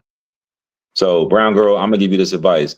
Don't turn somebody into the dinner guy if you don't like them. And don't be out there giving that advice to these women either. If you don't like the man, you're not interested in him, just cut it loose and leave him alone. Why? Because now you're going to get dragged into something longer that you don't want to be in. You're going to be blaming him like, oh my God, why is this guy still sweating me? Well, because you keep entertaining him. Because you keep taking his texts and his calls. Because instead of telling him the truth or oh, I'm always busy or I got something to do, this is like, look, I'm not interested in you no more. Thank you, but no thank you. Y'all know how to communicate. Y'all know how to be honest. So I'm going to say that. Because I know a couple of y'all, we've had talks about this. Y'all ain't doing that. And y'all wonder why these niggas out here hawking you down, chasing you down, because you ain't shutting the door and letting them know that you're not interested. You out here just spreading lies. But then let them tell a little small white lie and all of a sudden it's blasphemy. Get out of here. Let's see what her comment was towards. She said, if I felt like putting clothes back on, I wouldn't definitely hop on. Oh, she would definitely hop on to explain. Oh, please put on a robe, mama. You already came us. We need you. Son, we got to hear this. Girl, first of all, let me know if you need the link. Just say drop the link, and I got you. She said explain the layers. Oh, here she go. Here she go. If I got to put clothes on me, you can turn the camera off. Don't nobody want to see them pretty titties in the air. Yeah, well, actually, no, correct. I'll take that back. I'll take that back. Wait, you know what? No, I'll take that back. You don't have to show your face. You can just hear the audio. She know. No, she knows. She knows. She just. She's trying to throw a little clickbait out there. Let me tell you something, dog. Barry, We on to you, brown girl. We on to you. I've took L's before. You know what I'm saying? I took L's before, but I got more We wins. all have. And if you never took L's, I don't want to talk to you as a man. That means you ain't go out there. You ain't put yourself out there. Oh, you ain't jacking up no numbers. Yeah, we all took some L's. Don't tell me about all your success. Tell me about what happened when you. Tell me what happened when you had failures. How did you grow from that? That builds character. I don't care about your wins. That builds character. Mm-hmm. Just know this: if you go in the hotel with me, I'm trying. You say you're trying. Trying. Yeah. Go in the hotel. Say, all right. Here you go. You better saying. Trying. Here you go. You better say this. A girl. I would love to go on a trip with you. You better say this. Ain't no double bed going in my room. I'd rather you say, you know what, you want to go as friends, you get a room and I get a room. Because I'm just saying, at least I know I could go do my thing out there. Because if I know for certain that you're interested in me. Don't go knowing that you have no intentions of even finding out. But you already know that. You don't. I would think you would already know that if you communicate with them like I think that you should.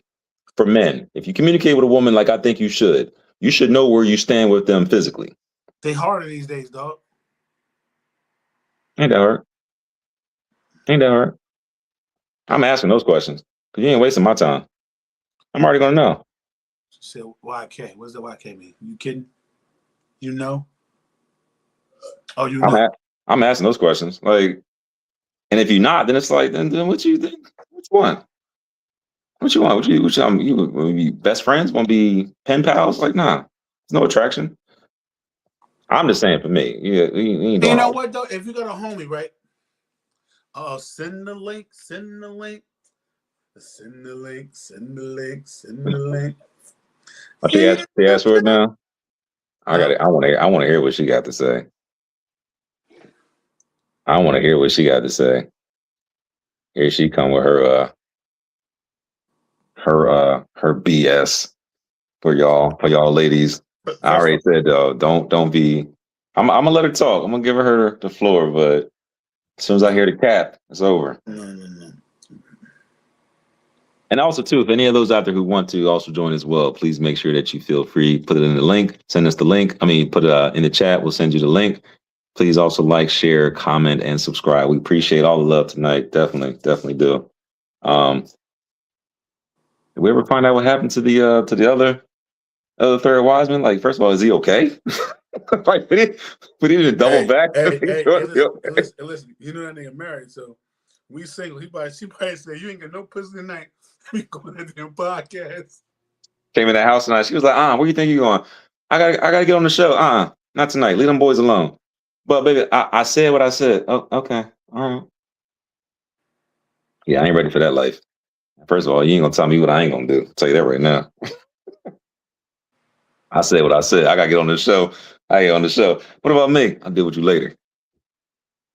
Well, that's probably why, things are what they are. But yeah, I'm curious to see what she definitely has to say. And Erica. But I think hopefully we answered Liz's question too about the podcast, about the therapy, and the loneliness for Black men. I think we answered Sandra's, and I think we got maybe a couple more. But we check your Facebook inbox. Dig deep in this one here with Mrs. Brown girl. So yeah, check your Facebook inbox because I don't got your I'm a little salty. She didn't bring back my chocolate. She's for certain. She said she got me. I was like, all right, I believed you, and you let me down. Mm-hmm. Expected. You see, you let me down. Where's that private chat? What's another question? Oh, hold on. This is a good one for before Brown girl. There's one more question. I like this one. I didn't see this one. Which one we got? Let's see.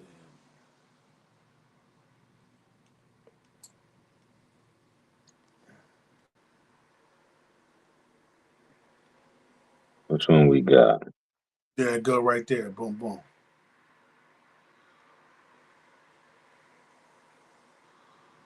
I'm not seeing it yet. You know, got to load up right. Hold on. There it go. Hold on. All right, so okay. This is from Nicole. Are women being realistic when it comes to their expectation of men? No, they're not. And there's various reasons to that. And I'm going to answer from my opinion. I don't think some women actually know what a legitimate man is because I don't think some of them actually cater to it. I think they've seen some ideas of possibly what a man could be. And for ones who might have shown them what a real man is, I don't think some of them liked it. I think some of them have an image visually of what it could be, a stature, but as far as an actual representation of it, I don't feel as though they do or they have. And their expectation of them, astronomically out of this world. Let me answer that question real quick. Then we got the brown girl that's coming on. The question from Nicole: are women being realistic when it comes to the expectation of men? I think that. Let me see. Mm-hmm. Are they being realistic? I used to think so. I still think they do, but a lot. Some of them think they got more options than. They got more options. Some of them think they got more options than what they think they do. So therefore, it's like confusing them.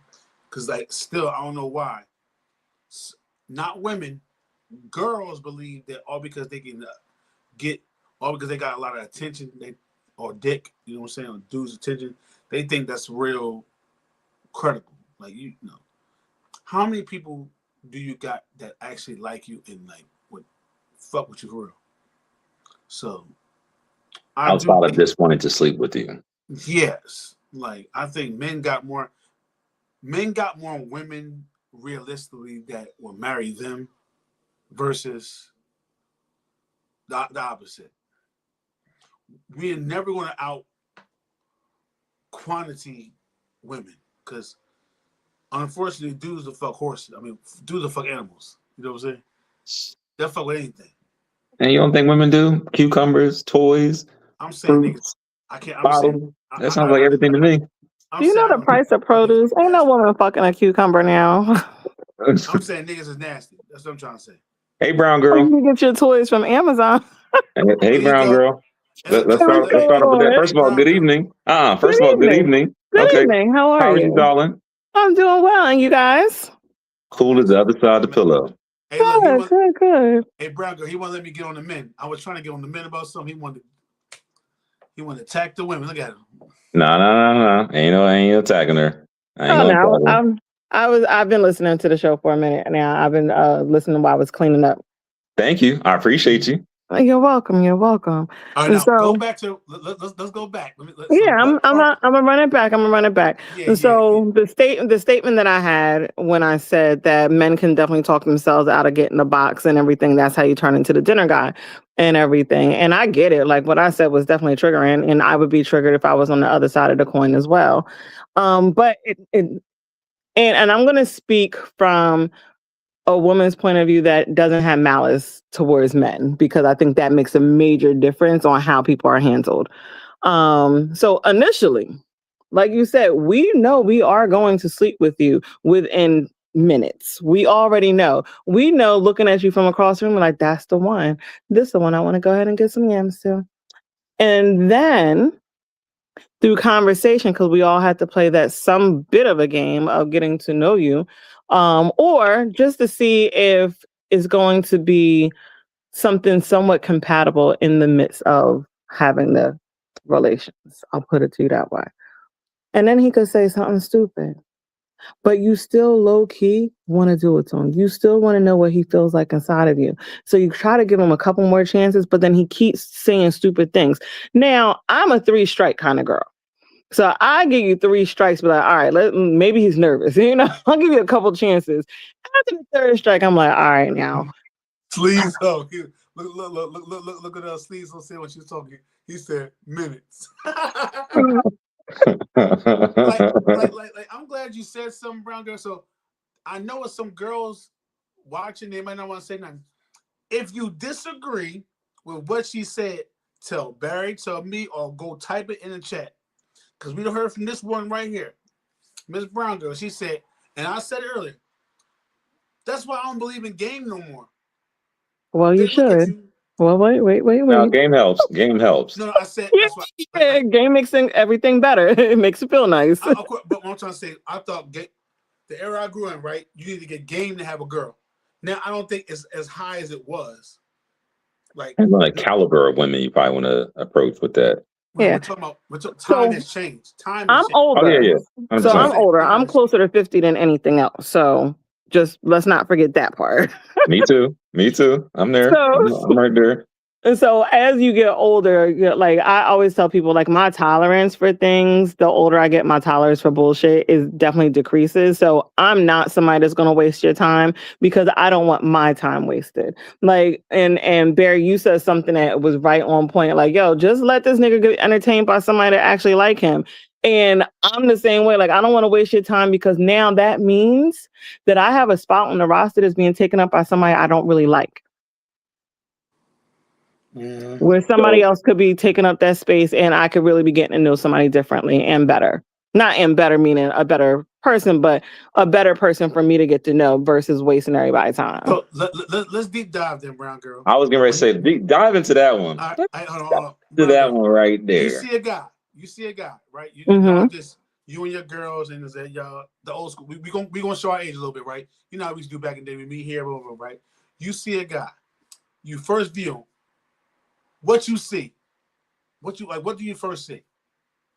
Oh, for me, it's simple.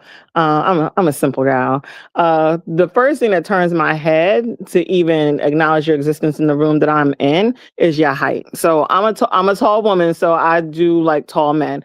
That's the first thing. Second thing is how tall is tall? Oh, I like. All right, so this is where you guys are really gonna like dig in my ass and call me shallow.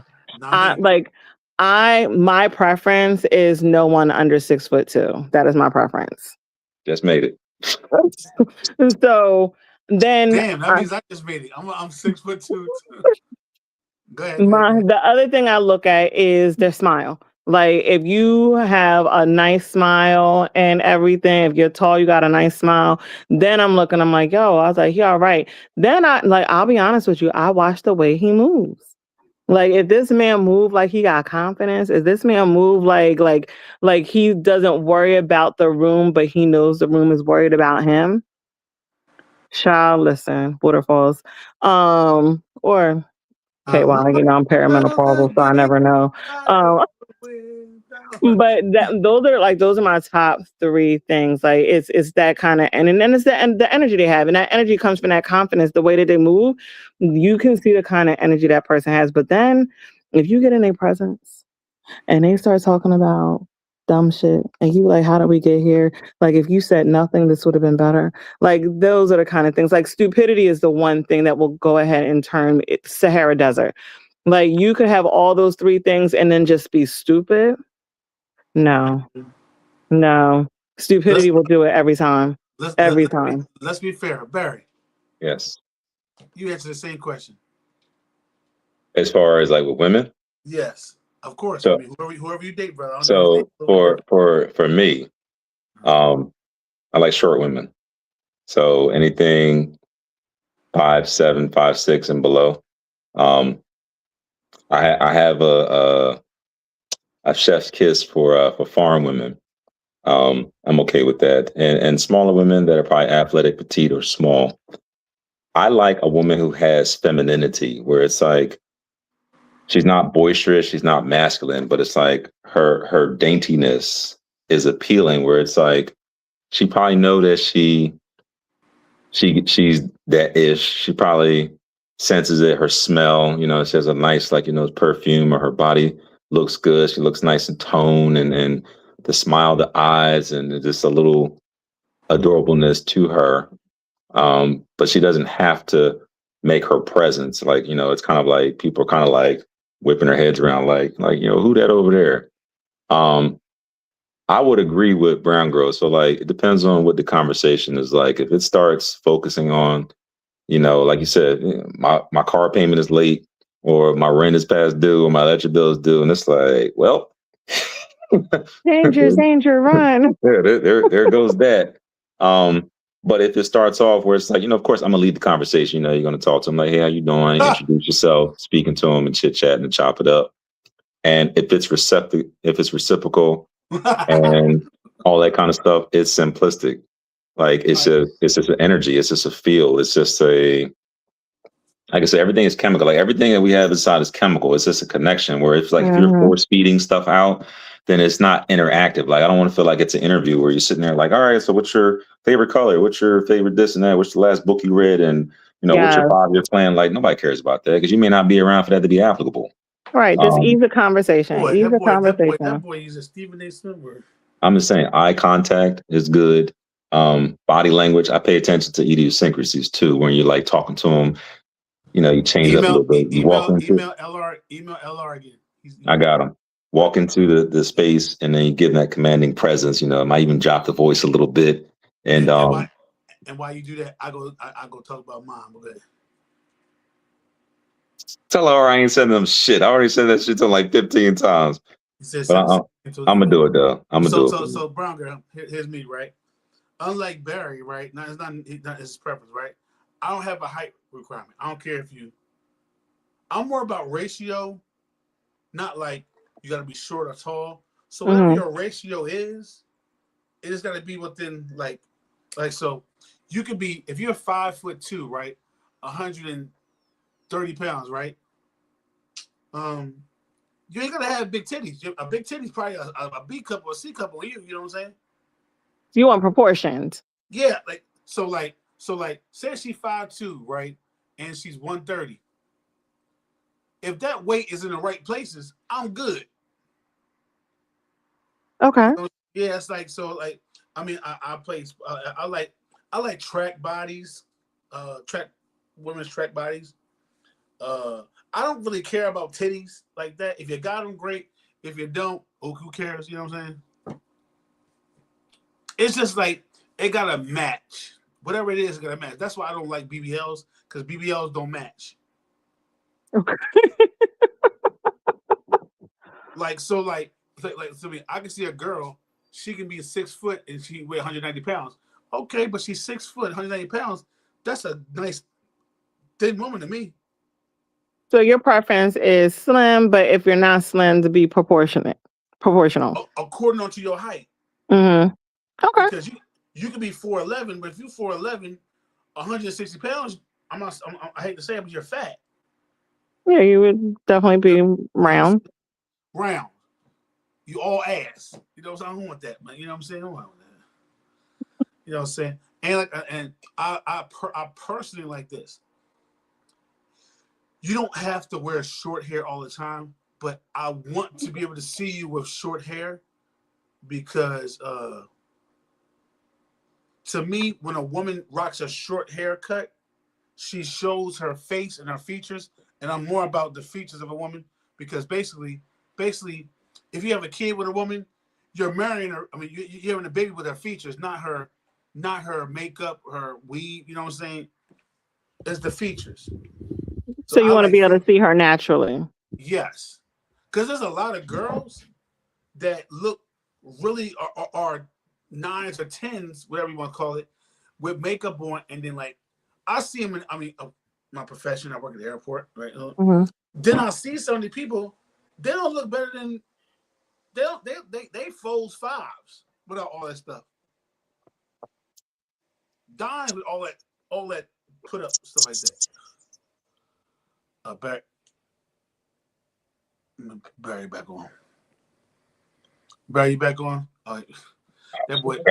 I got 2 of them. I gotta go out and come back in.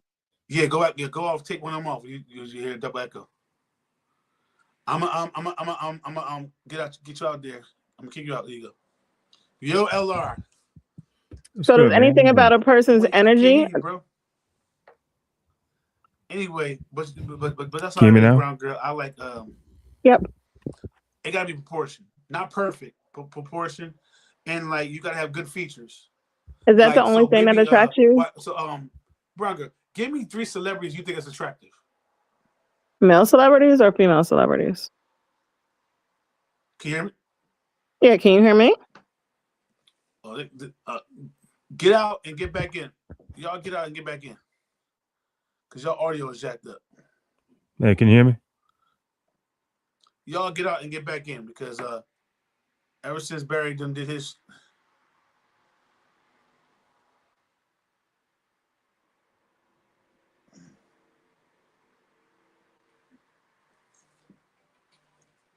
You know what I'm saying? Anyway, everybody who got kicked out, come back in. Oh, my man Bobby said, unless it's Bernice Burgos. Here we go. Can you hear me? I can't hear you, bro. Hold I don't know on. what you did. Hold on. Hey, can you hear me? I can hear you now. Can y'all hear each other? Yeah. I can hear him. So He you can and hear Barry me. hear each other, right? Howard, you can't hear Barry, me? y'all hear each other? Yes. I'm gonna get out now and yeah, y'all. No, ain't no y'all. LR. What's up, man? How you doing? What's happening, Chief? You good? I was worried about you, brother. I was like, shit, I done forgot my man even existed. I was like, what's going on with him? You good? You straight? They burning midnight oil on you? They disrespecting you? Yeah, we're having a little bit of a technical difficulty, everybody. So please be patient while we get this back up and running. I think we lost Brown Girl unless she went out. I lost for a second. I'm back now. If you can hear me, I can hear you, sweetie. okay. Just waiting for Ira. What did I miss? What I miss? He was saying, was Ira talking about his type? Yeah, he likes them tall or short, as long as they're proportionate. He likes a track body build, slim is preference. Short hair, he's really into features versus all the makeup and everything like that. Okay.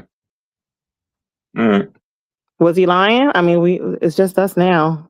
I don't know what that man like. I mean, y'all been friends. Y'all see who he bring around.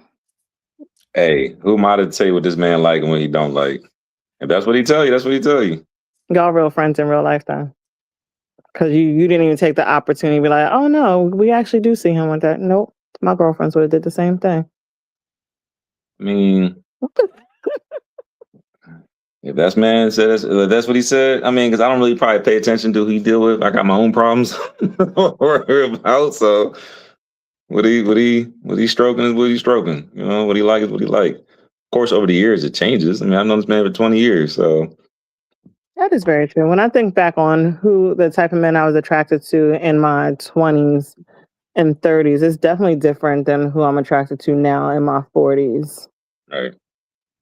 Like I said, I'm pretty consistent with mine. I mean, I like what I like, but like I said, it all depends like the energy, what catches you, you know, and how you respond. Like if I'm fighting through to get something back, then it's kind of like, yeah, I'm good.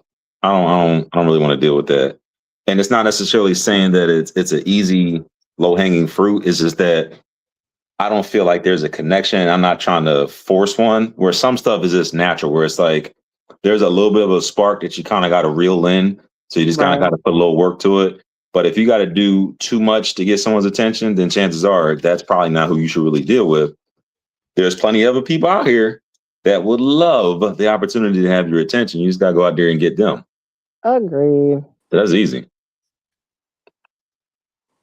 Ira, can you hear us? I can hear y'all. My man. All right. What the hell was y'all talking about? What I missed? Nah, she was asking me. Type. No, I'm joking. Yeah. She wanted to know whether or not that was your type. I was like, I don't know if that's what that man liked. That's what he liked. That's what he said he liked. That's what it is.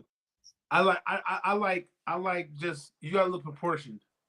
Whatever that means. Proportion. Like just look like you natural proportions. Not no you can't be looking like you made up. Like, you know what I'm saying? Like it's okay to wear whatever. But I'm saying I gotta be able to look at you in your natural state and be like, oh yeah, my baby can get it. You know what I'm saying?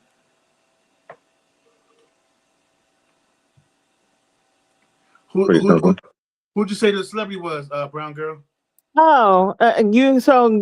weren't able to hear me when I asked. Are you asking me to say who attractive female or male celebrity? Whoever you date. Okay, I'll take man. You don't have to be politically correct. right. Hey, listen. I know it's 2026, so people never know what to say. But I'm a woman, so I can say another woman is beautiful without any of the gay allegations. We will pause that shit up. Yeah, I don't have to pause anything up. Let me see. So, Method Man for sure. Back in the day, or recently. Method Man since he was dirty looking. I loved Method Man in all his seasons. Dirty look. Insults. I had a crush on Method Man since I met him at Great Adventure, and I was like, oh my God, he is so fine. And I was young too. Back in the day, I used to love. Everybody else was looking at Diddy, and I loved me some Suge Knight. Suge Knight spelled 6'3". Yeah, Suge Knight passes the tall test for you. Yeah, and you said so does Method Man. Let's go back. You said Diddy. Everybody, back in the day when everybody was all into the different rappers, everybody loved Diddy, and I never thought Diddy was attractive. I wanted Suge Knight. Yeah, I wanted Suge Knight.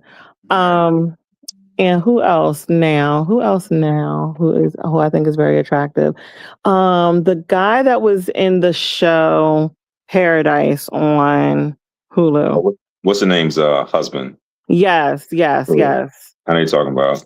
I actually didn't like that stuff. I know you're talking about. I never watched it. I don't know what you're talking about. Yeah, and actually for women, I would put them as a very attractive couple. Like I think she's gorgeous and I think he's very handsome.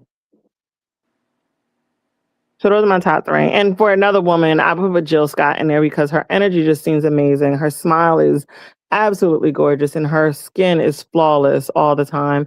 And she has a bad shoe game and her accessories are always top tier. And she's talented.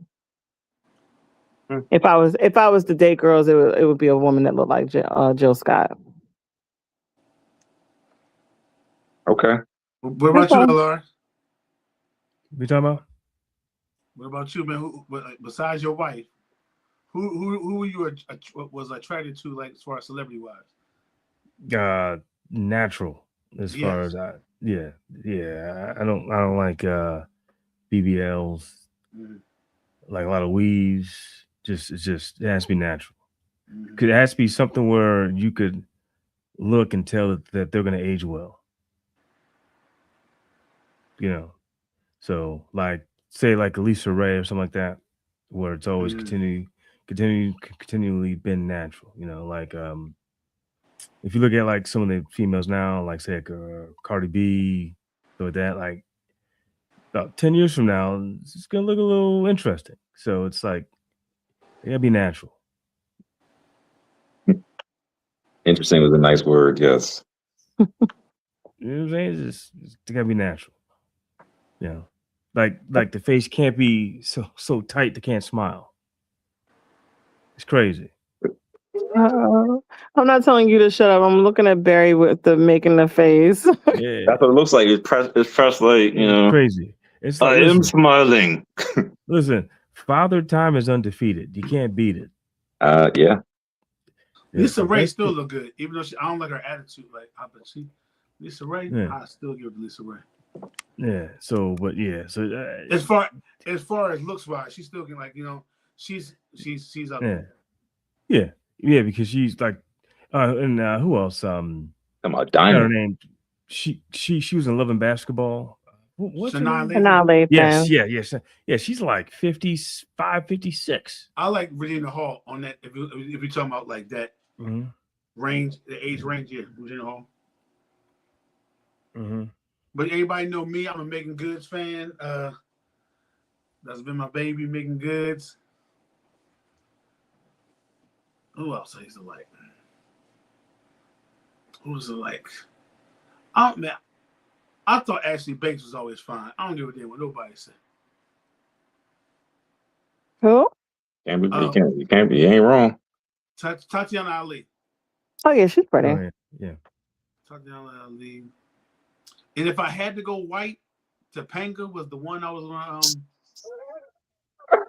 That was mine. If I had, if I wanted to dip in the milk, Who didn't want Topanga? you know what I'm saying? Y'all If I want to hear were mine? white, it would be Thor. Who's the guy that plays Thor? Chris Hemsworth. It would be him. That's obvious. Yep. Mine's is all over the place. So I got Michelle Williams from Family Matters. Myra. I always chose Myra. Topanga was definitely up there. Can I cut you off real quick? I'm sorry. I hate the fact. I wish Urkel would have stayed with Myra. Yeah, 100%. Oh, absolutely. I don't like that. I don't like that. I don't like that dynamic. Like Laura was got. Laura wanted him to change too much, and Myra liked him for just who he was. That's what Myra wanted. That's who she loved. But nope. Laura, she had him be Stefan. She had nope. There's a lesson there for all men. There's a lesson. I have a question. It wasn't a lesson. I already chose Myra. Hey, I have a question. Yes, sir. If Jay-Z was making $120,000 a year, would he be able to pull someone who looks like his current spouse? Because that is an ugly mofo. Yep. He would. Yep. I'm gonna tell you why. You were talking about Beyonce, right? Was that? You were talking about Beyonce, right? Yeah. All right. Did you see Beyonce's? Did you see Beyonce's like high school boyfriend? Oh, right before she got famous. After she got famous. Yeah. He was a nerd. I mean, yeah. Beyonce, I don't think so. I get what you're saying. I get what you're going. I know you. I don't listen, Barry. Yes, sir. If you, how about this? And plus $120,000 a year to the average person, because a lot of people don't make. Before you. How about this? Talk about that.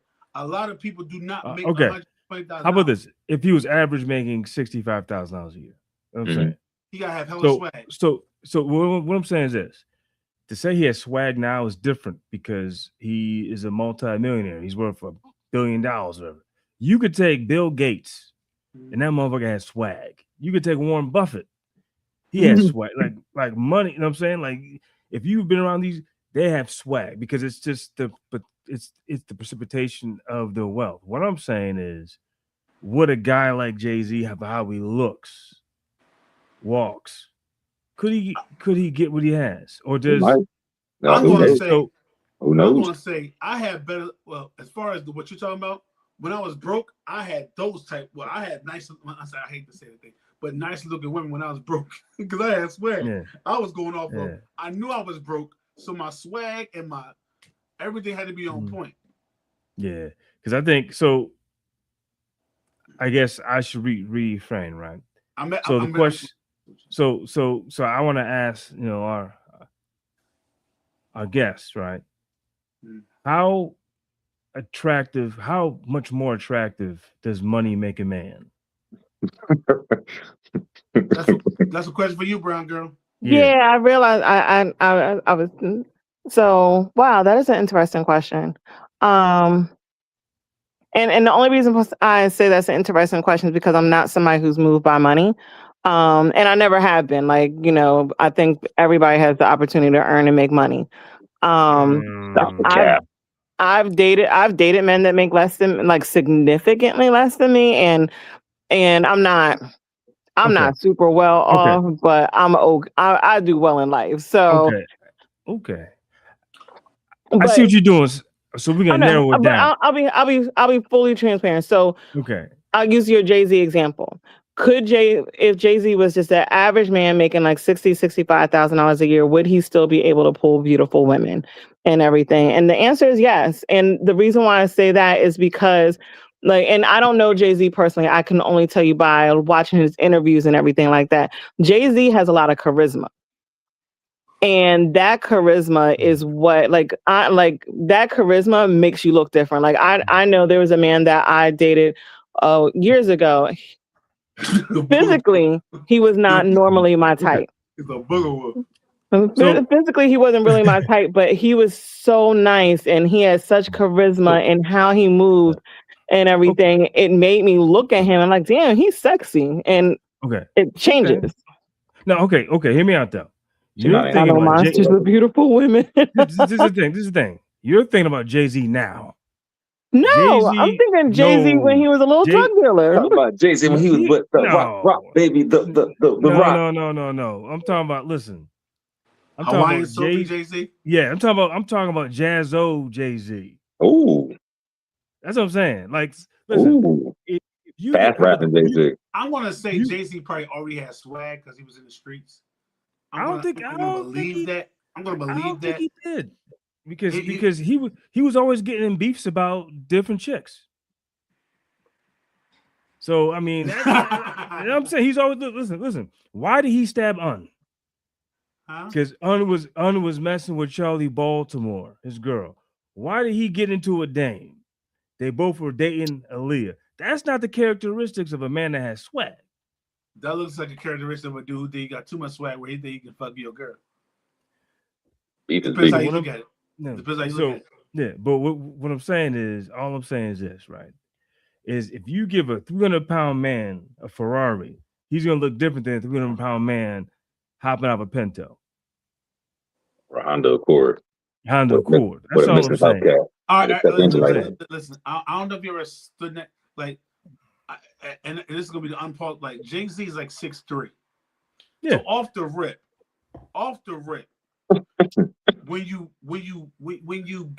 when you are a male over 6 foot, you got some type of advantage on you. Yeah, I got you. But He was- Popeye Jones is ugly as hell, and he was 6'5". And we saw Popeye Jones when we was in Cabo, and he had a little pretty little thing next to him too. Hey, I guess I was like, yo, is that I mean, Popeye Flavor Jones? Flav still gets women, and he's been getting women for a long time. Who's this? Flavor Flav still been getting women for a long time. That's Because what he I'm got money. saying. Man. Yeah, That's and what I'm them- saying. Listen, if he ain't had no Listen. money, they wouldn't even know who his name is. I don't think.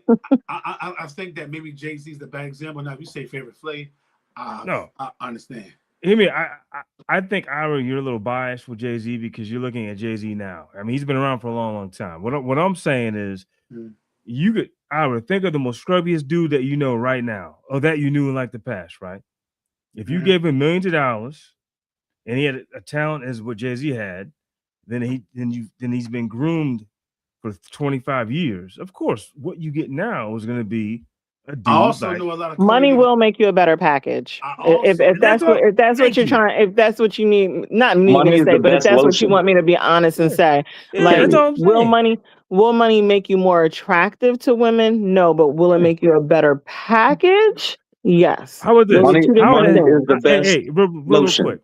I'm a Patriots fan, love Patriots to death. How did Bill Belichick pull his girlfriend? You see Them him? 6 Super Bowl rings might have something to Yeah, do with but it. you said Jay-Z. Jay-Z's a little different because he can rap. Girls like. Let me tell you something about girls. Well, women. Listen, Women like talented niggas, whether they broke or not.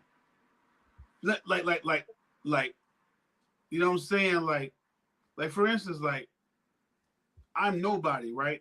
But I knew that sometimes I got women because they thought I knew how to sing a little bit.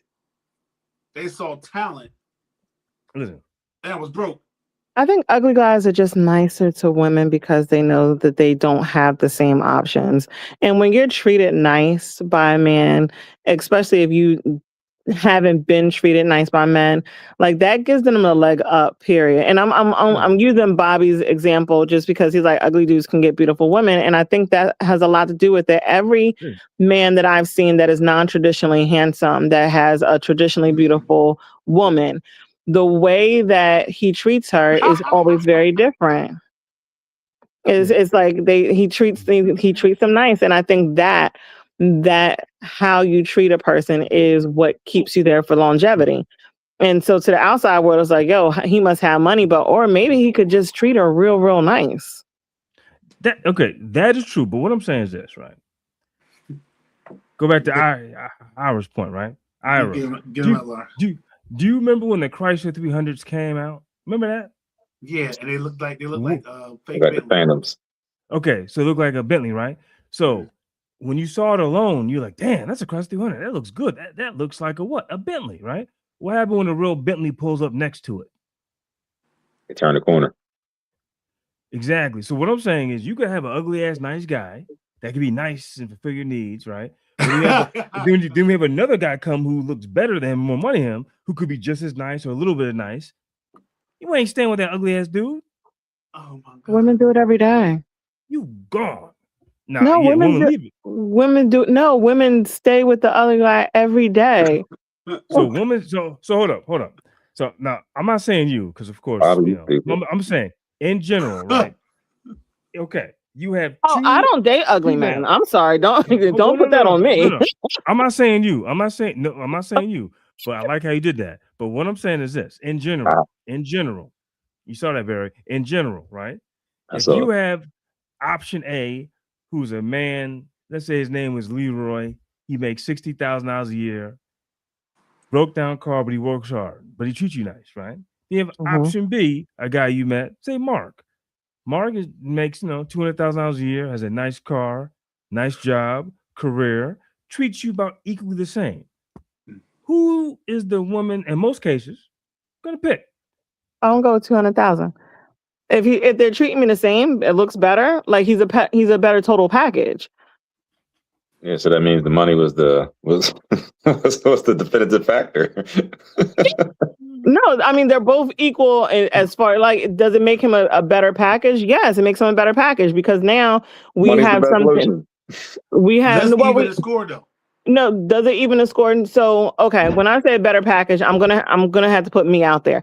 I am somebody that makes more than 100,000 a year and everything. So if I'm with somebody if I'm dating somebody and they're both nice, one is average 65,000 a year, and they both treat me good, treat me the same, I'm probably going to choose the one that lives a lifestyle that's very similar to my own.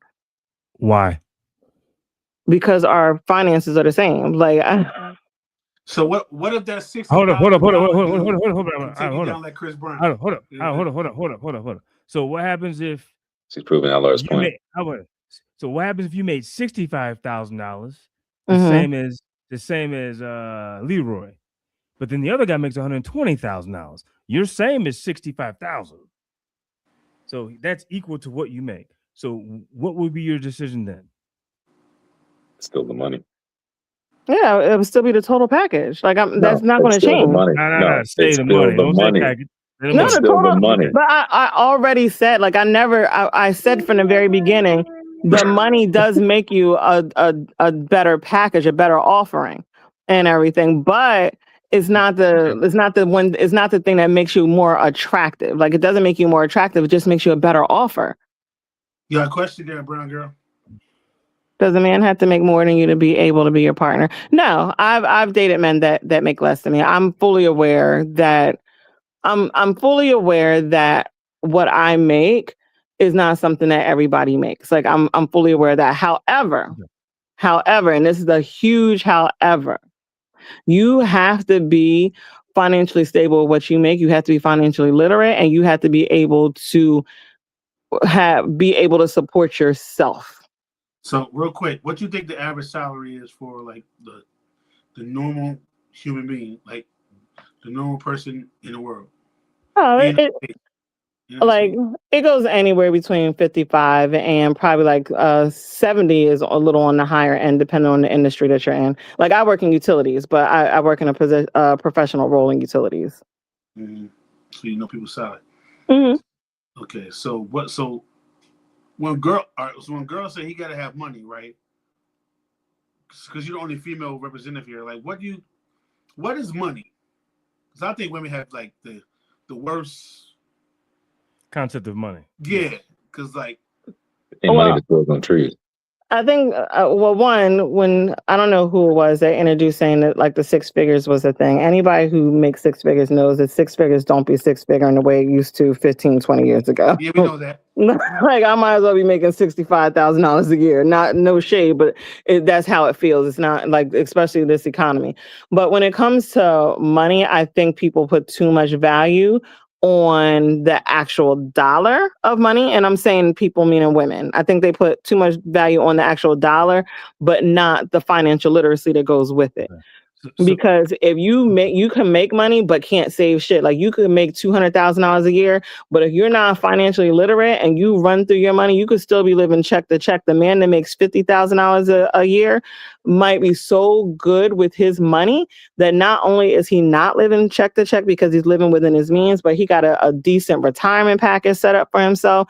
So it's really how you handle your money. He might have high credit score, so that means he has different type of buying powers. Just because you make money, you might have shitty credit, but still make good money. You might not be able to handle your finances, but still make good money. So those are huge things when it comes to considering like what money is. Like, so you really have to look at somebody's how financially responsible that they are and to see if they're truly stable with their finances. All right. For the slow people though, give a number. Give a number as far as what? What's the direct question? I'm sorry. A salary, like just give a number. As far as good salary? Yeah, a decent salary for you. Oh, for like somebody I'm dating? Yes. Oh, I would say anywhere between, 75 and up. 75 and up. So what's the lowest you can go? 75. Okay. Which is okay. So question. You done X'd out. So question. 60% of niggas. So how? No, not really. You'd be surprised. There's union men that are making six figures. No, but working in the literally. I see their salaries. There is more common. So, but I'm talking about the average salary for people is like only $50,000. Yeah, but that's what I'm going off of. But I'm almost 50. We're getting close to retirement. The 50,000, those people are usually earlier in their careers. I'm probably going to be dating somebody that's age appropriate to me, and they're going to be years wise in their career, a similar amount of time. So I guess, how about this? How can females, right? Since you're representing females out for the panel, right? How are they supposed to understand who's financially literate, who financially is illiterate, who's not, just off of the first few interactions? When they can be fooled with, say, if you have a guy who makes $300,000 a year, has a nice Corvette, whatever, nice car, but financially they're not illiterate, living check to check, right? So I guess the thing is, how are you supposed to determine who's financially literate, who's not, just based off of your initial perception? You'll never know. You'll never know from the initial perception. Like, I mean, that initial meeting, you'll never know. You really don't know. And I'll say this for the women. A man initially meeting a man and getting to know them, honestly, your finances and his finances is none of either one of y'all's business. Like, I think finances come into play when you start taking people seriously and everything. Like, I think that's when finances come into play. And then during that time leading up to when it's getting serious, you can start to tell how somebody is with their money. If they're like, and you could tell if somebody's a shopper, you could tell if somebody is somebody who just likes to spend. You could tell if somebody is somebody who don't pay their bills. Like, you can see some of those things about them as you're getting to know them. But in those initial stages, you're not going to know. And it's none of your business. It's none of your business. Like the pocket watch, you're either going to be curious about this person, that you want to experience them more and determine how long you want to experience them for. And then y'all decide if it's going to be serious. And that's when it's serious, that's when you have different conversations. But initially, you'll never know. Like, if you see me out in the street, you would think that I work in a call center every day. I be looking homeless half the time walking around. You look homeless right now? I do. You got a scarf on your head? I actually, because I have waist long braids, I have one of the Waist on braid? Oh yeah, you Yeah. just got back from a trip. Okay. All Well, right. I try to stay in braids. I stay in braids because I'm in perimenopause, so I get hot flashes. So braids is the easiest thing for me. But Sorry to I hear have that. a bonnet that people who wear locks would wear. So I have a bonnet. So do you think social media kind of exacerbates what young women are expecting out of relationships? Is Yeah. First of all, it's a lie. I think it's bullshit because it's making people think that that's what women really are looking for. Like you hear it on the internet, you hear the conversations on the internet, but I very rarely run into like and I'm talking about my single guy friends. They never complain about women talking about they gotta make six figures or they gotta do this or who's paying for the first date. Like these aren't conversations that happen in real life. Like they happen online, but you yeah, know, I it's know fake. like I know men every day to be like, oh yeah, my girl got me this. Like it's one of those things where I tell people, date people who like you because girls that like you are always going to treat you well. There's always going to be reciprocation there. But if she don't like you, you're not going to have that reciprocation. You got to set your own. You got to decide how much you want to give into somebody that's not pouring back into you. But I think the internet blows it up, and because so many people are struggling, like so many people are struggling financially today. And anytime you bring finances and romance together and you make it one of those things, whether or not you can have it or can't have it, or you're not, broke niggas can't get X, Y, and Z and stuff like that. When you start saying things like that, it starts to hit on people's ego and it's triggering. Because I mean, who wants to hear that just because you don't make a certain amount of money that you're not deserving of love? Nobody. So I feel as though if you have to lead with a woman that you barely know with your money and she don't already like you and you have to bait her to get that, and then she kind of likes you, in your mind, it should trigger that she only likes you because of that. Where unfortunately, some men are probably like, you know what, they have money at their disposal, they're willing to do that. I get it, but it's like, why would you want that? Because you can't sustain that. Like you'd want somebody to like you for who you are and what you are. And if you have money, chances are if a man has a lot of money and he's with the woman that likes him, he will share that money with her. yeah. So it's not going to be where it's like I have a lot of money and she's not going to have none. Chances are a man will share it. But for those like initially trying to bait these girls that are actually just seeking for money, it's almost like why do you want that? Because she got a pretty face, because she got a little ass on her, because she got some pretty titties. And it's like, okay, I get it, maybe not. But if that's what you're going for, then I guess mission accomplished for you. But like you're saying, if you want something longevity, you want something that's going to last you past, your over the hill years, then yeah, you got to kind of chase something a little bit more. Not necessarily chase it, you got to attract something a little bit more substance, a little bit more quality, because that money eventually can run out. And if you don't have enough to sustain that type of lifestyle that you're portraying that you have for them, she's gonna walk right out and not even look back. And you're gonna be starting from square one, and then it ain't gonna be a pretty look for you. Let me tell you what money can do. Money matters so much. You can get a girl who got a badass body, have a dude videotape with a 3-inch long, and then have some dude drop dick off, drilling her from a mile away. Exactly. Puff Daddy. I heard about that video. I heard about that. That's wild. Yeah, I think men who lead with money, like Diddy, and I'm gonna stay with the example here. I think men that lead with money like Diddy, I think it's the power dynamic. I don't think it's truly the wanting the connection with people. I think it's the power dynamic that they have over people. Yep, of course. Hey, I have an interesting stat, man. 70 to 75% of divorces are initiated by the female, by the woman, by the wife, right? And so even with that, right, the correlation became higher and higher when courts started to rule in favor of alimony. So even with that being said, right, even if, say, for example, if there was no alimony at all, right, I guarantee you those divorce rates that were initiated by the female will be a lot lower. Now, I'm not saying if you're in an abusive relationship, because that's different. However, what I am saying is that everywhere there's a financial incentive, it kind of directs where females, and not all, but just the whole total dynamic, it kind of puts them in a position to where um, they make more choices that are a lot more emotional, right? Because again, now go ahead, go. There's a high percentage of athletes that when they're done playing, if they're married, when they're done playing their sport and they're not getting that money no more, I don't know the number. I'm gonna say it's high. I would say it's over 50% of them get divorced after the players retire. Mm-hmm.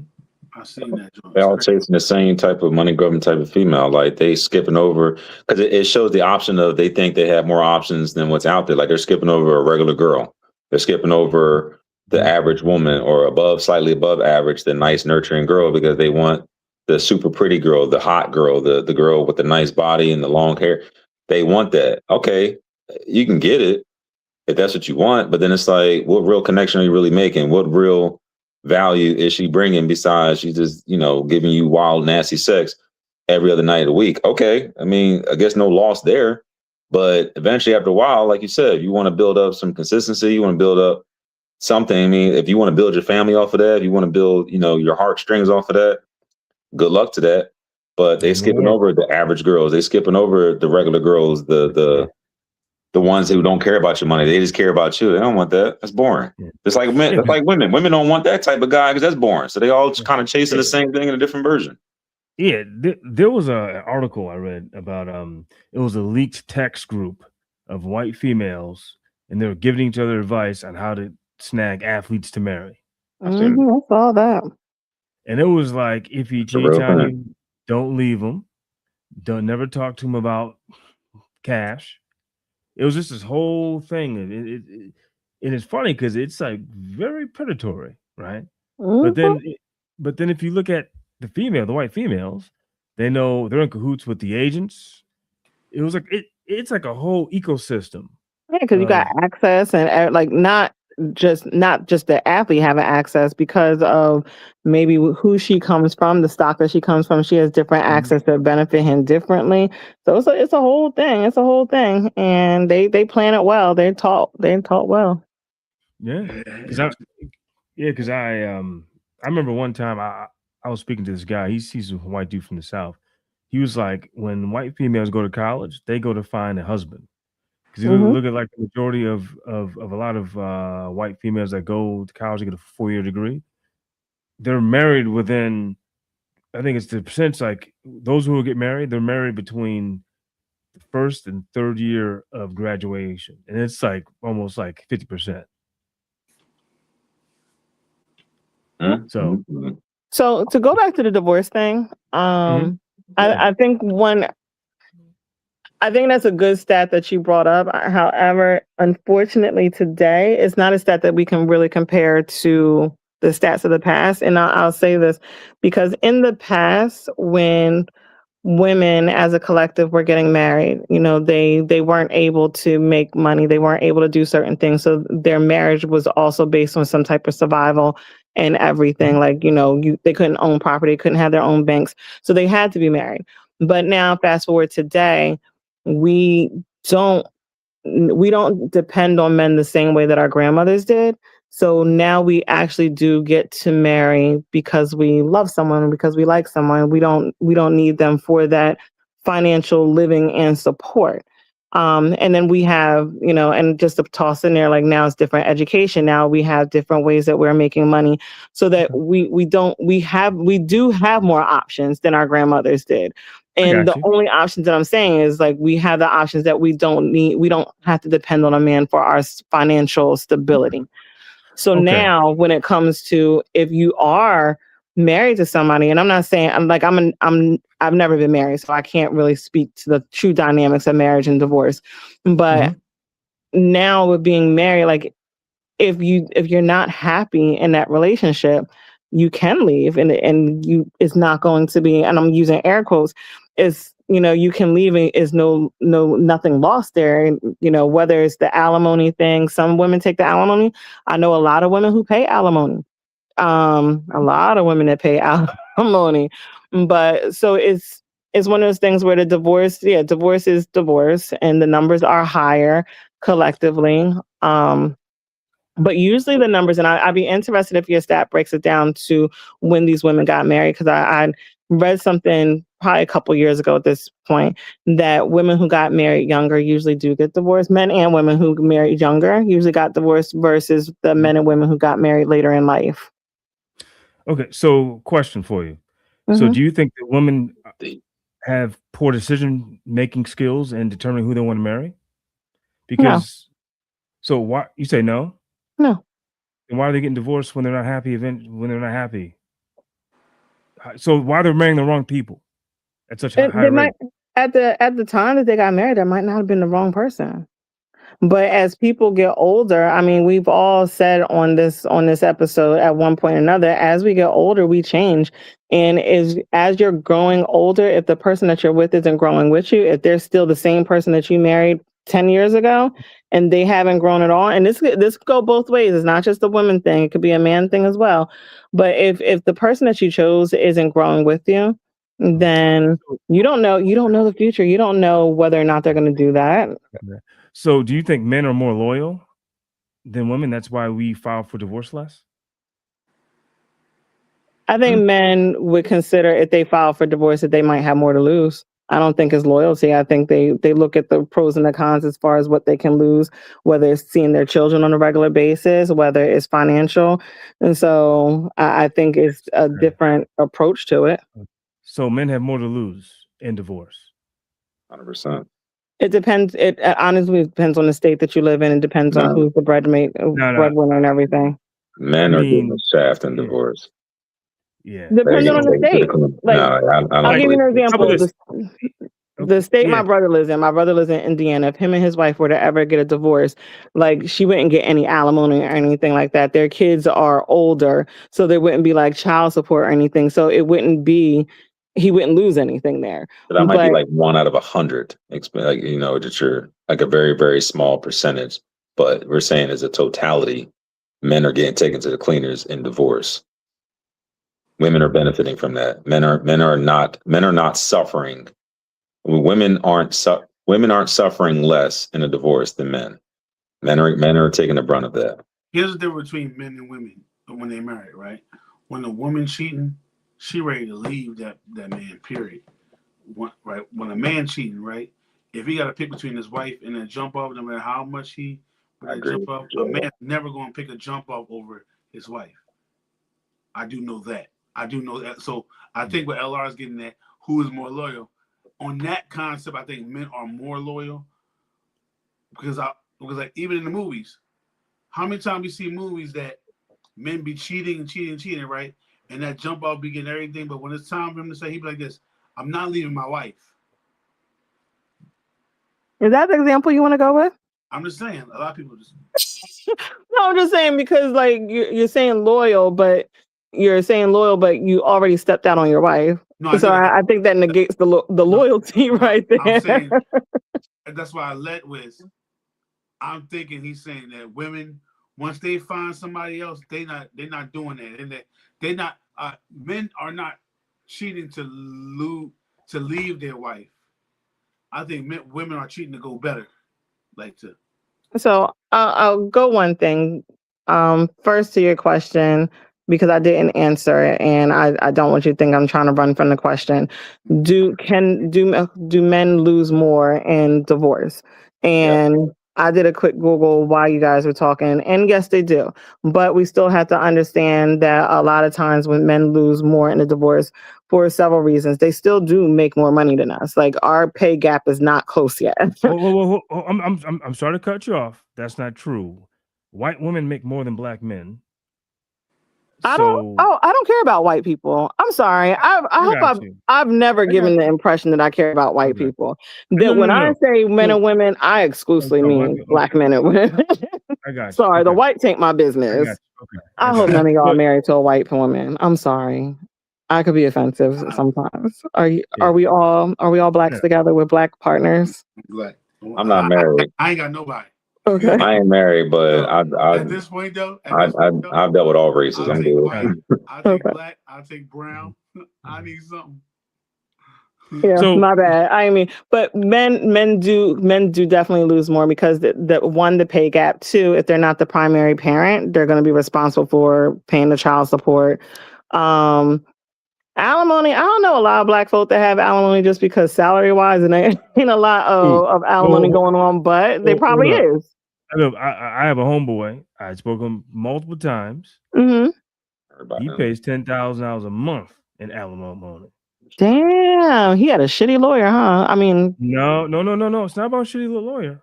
He had a lawyer. No, it's not about it. No, it's not about that. It's the wife.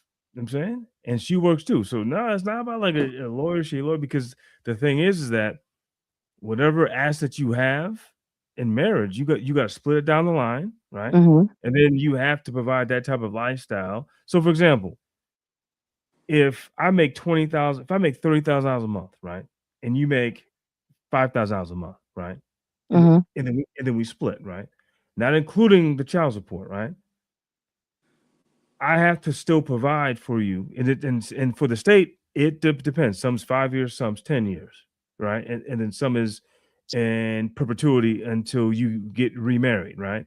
I have to fill that gap to provide the same lifestyle that you had when we were in the same household. So if I'm making Wow. 30 grand a month, you're making 5. I'm not saying that I have to give up, 15 grand. What I'm saying is I have to give up a certain amount so you can still have the same lifestyle that you're accustomed to. Mm. So that's yeah. So that's the problem, right? Now, and that depends, and that's in California, that's in Maryland, that's in Ohio, that's Now, almost I will everywhere. I will say this: if there is a state that you want to go ahead and get a come up for marrying somebody, California is definitely a state that will get married in. They That's they 50, they, 50. That's they that. got all the finessing laws out there. I would be. And that's unfortunate. Your friend pays $10,000 a month. That's a lot. But I am curious, and not to be in his business, but what was the premise of their divorce? Like, why did they get divorced? She cheated on him. She cheated on him. Imagine She cheated that. on him. Hold on, check it out. She cheated on him. He tried to work it out because he's talking about, I was like, you got to do what you got to do, brother. But that's going to be on you. He tried to work it out. Tried to go to counseling.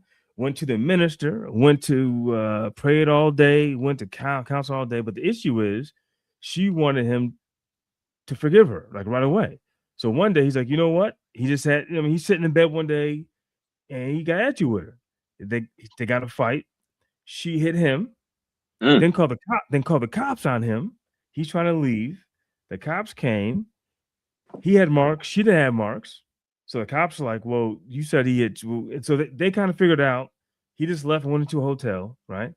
Then he's like, I'm getting divorced. He gave the papers. She filed charge on him saying that he was abusive. This brother went to trial. And then the judge in the trial said that, how did you get a TBI if you're taking videos at Orlando Universal Studios on roller coasters on the Raptor, right? So all that was smushed. The trial got thrown out with prejudice on her part. When that was all said and done, he still came out 10 ducats a month out of his pocket. That's wild. That's unfortunate. I still feel like he had a shitty lawyer though, because I can't imagine cheating on somebody, laying hands on somebody, and still. Hear me out. That's it's not about the lawyer. It's about the law and how it is applied, right? You got the best lawyer in the world, but the problem is in divorce court, it's already set in motion, and it's already calculated. That's the problem. I see what Bobby says. Whoever has the most money loses the most in divorce. That I definitely agree with. I'm sorry about your friend. That just sounds wild to me. So, hey y'all, what's in your relationships, in any relationship you have, if you're not in one, right? Mm-hmm. What is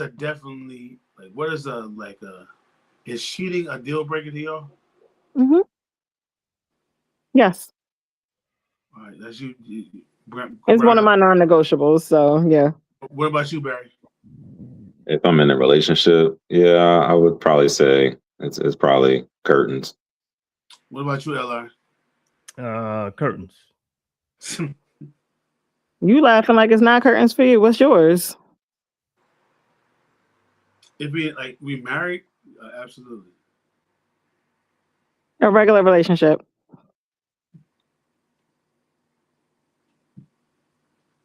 You gotta like kind of. Depending on how much you like her or whatever. I believe that maybe it depends. It depends. Like why she do it? So Ira, you would kiss her knowing that you kissing another man's nuts? Pause. You don't know. You don't know if she's doing that right now. No, I'm just saying. Listen. If you knew, you would. You be. Oh damn, baby. Come on, man. Hell no, man. No, if you openly watch this. All right, LR, you've been married for a long time, so I'm gonna ask you this like this, right? Mm-hmm. That question always amazes me because when we single, we be fucking with bitches that got men anyway. Ain't no difference. Yeah, there is. You just said it. You said single. So the problem ain't the fact that she fucked around with somebody else. He's looking at the verbiage. No, you're looking at the verbiage and what you deal with them. Yeah, you don't. Because like, remember, I don't know if you said this before, but like, if you actually had somebody that was a girlfriend, do you ask them to be your girlfriend, or you're just under the assumption that you're my girlfriend by what I do for you? These days, I don't know that, but I'm assuming that you kind of know when you have a girlfriend. But do you ask them? I don't know. I haven't been in a long time, though. Like, all right. So would you ask a woman now, currently, hey, would you be my woman, or would you just assume that they are your woman? I believe now you have to be concise and like, are we together? Because people will play that damn game. Okay. Together, yeah, I believe so.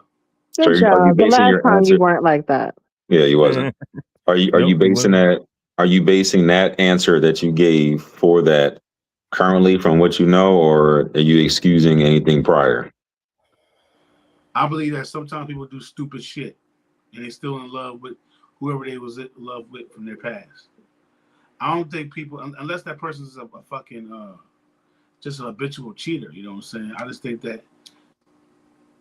How will you trust them? He's a who? How will you trust them? Like if you find out that they treated.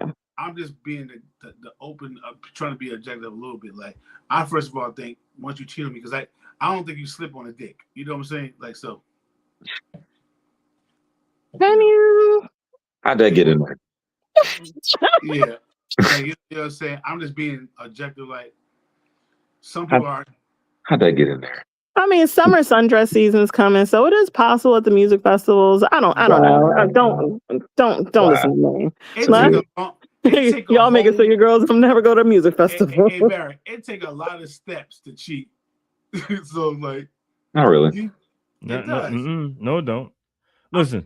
Do you know how many? Do you know how many? It takes one choice to cheat. Do you know how many cheating females be going to them little islands on them girls' trips, and they all married? Yeah. Okay, but this is what I mean. Steps. Usually, people, right? Actually, not a lot of women are going out there cheating on their. I'm sorry. When I say a lot of steps, not literally, y'all. Like, it's like usually people have patterns, right? I go here, I go to work, such and such, blah, blah, blah, right? But if you gotta deviate your plans. Usually people have patterns, and so when people cheat, they gotta break their patterns. That's what I'm talking about. I think for me, when it comes to cheating, like before it gets to the part where you actually put your penis inside of a vagina that did not belong to me, there was other things that was broken that led you there. And I don't want to, and this is just me speaking for me, I don't want to always be second guessing myself or what is. I don't want to be going crazy over that because the trust would be gone. Then I'd be thinking, what's wrong with me? No, I don't want that for me. So for me, that's why I wouldn't accept cheating. Because it's a lot of steps. It took a lot to get there. Like, was I making you that unhappy before you decided that's what you was going to do? And why didn't you feel comfortable enough to tell me I was making you unhappy? Like, it's a lot. It's a lot. I'm glad you said that, brown girl, because a lot of women, when certain things do get in that space, some of them don't even listen. Where there are some situations where a guy probably will communicate to a woman that how he feels about her or things are changing. She don't listen. She ain't trying to hear it, especially if it's critique or if it's criticism where it's like, hey, I'm not happy or I'm feeling this way. She's going to ignore that. It's going to go one after the other. She's going to probably cut them off. She's not going to listen. So women don't listen to a lot of stuff. So it's like he probably did get the opportunity. So I have a question. If a man cheats and he makes $65,000 a year, and the man cheats, he makes, let's say, $2 million a year. Mm-hmm. Would you stick with the man who made $2 million a year if he just made a simple, not I shouldn't say simple. If he made the mistake of cheating on you, then he expressed his regret and his love for you. You were It depends discredited. if you work. Biased. She's gonna say it depends if you wore a condom. No. No. I already said early on, it's a non-negotiable for me. Like cheating is So cheating. you would like, leave. So yeah, I would you leave. I would You leave. leave that. Oh, Yeah, I yeah. don't know about that. No, I would. Where's I ain't taking the cap? Where's the cap button at? Where's the cap button? No, come on. We need a Girl, cap button. I would your leave, friends and will even tell I you, you better already not leave told you that why. money. Because I'm not trying to go crazy over it. Because I don't. Listen. And no, listen. When I tell you I don't want to go crazy over it, it's because my default is not peace, Listen, and so I don't want to find myself in jail for that. No, I'm not. I'm not going crazy over some dick. Nope. Listen. Not $2 million. Now, if you said listen. $200 million, in an NBA contract that's guaranteed, that's a different scenario. Stop it. Okay. Well, how about this? Hey, Barry. Yeah, exactly. Now you can consider some things like. So how about this? What happens if he's about $5 million a year? Say he's on Wall Street. He's a partner at Goldman Sachs. She gonna cry and she gonna deal with it. Yeah, exactly. You're gonna cry, you're gonna pray, you're gonna go talk to mama, and then guess what? You're gonna work it out. Eller, I'm gonna tell you this. Eller, I'm gonna tell you this right now. First of all, brown girl, I love you to death, but you capping.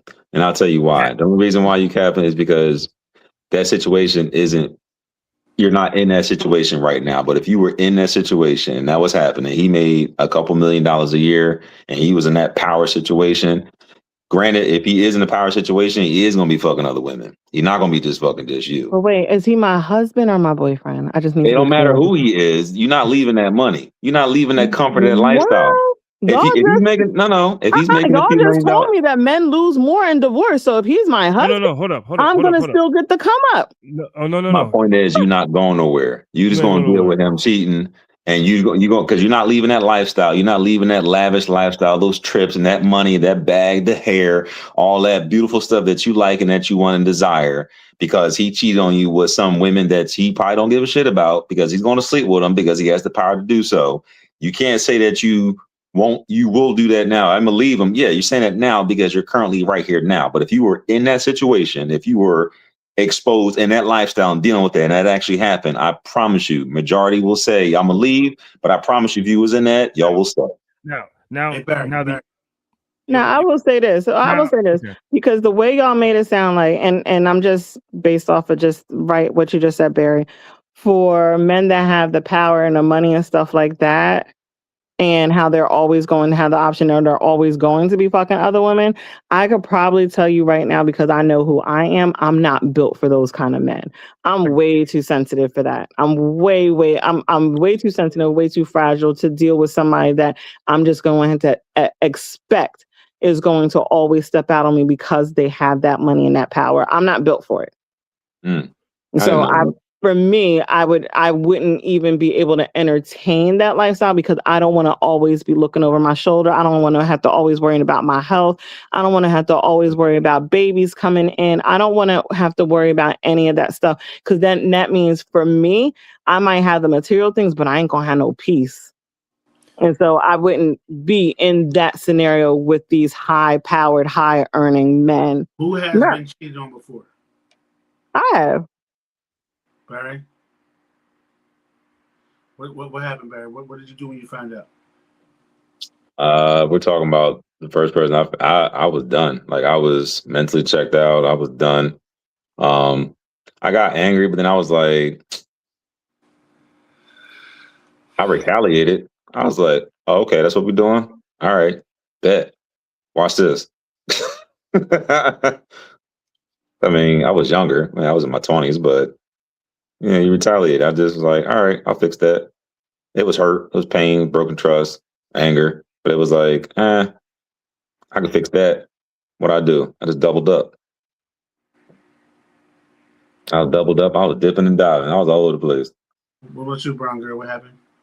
The first time it happened, I stayed. The first few times that happened, I stayed. And that's why I can make this. Was he broke? Yeah, he was broke. You see what I mean? LR.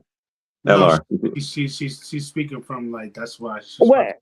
Like, Yeah, I got and you. Yeah. because of what I went through and how I had to experience that and all the things that came with it, the embarrassment, the disrespect, I would not. That's why I made it my non-negotiable. That's why it took a lot for me to get out of it.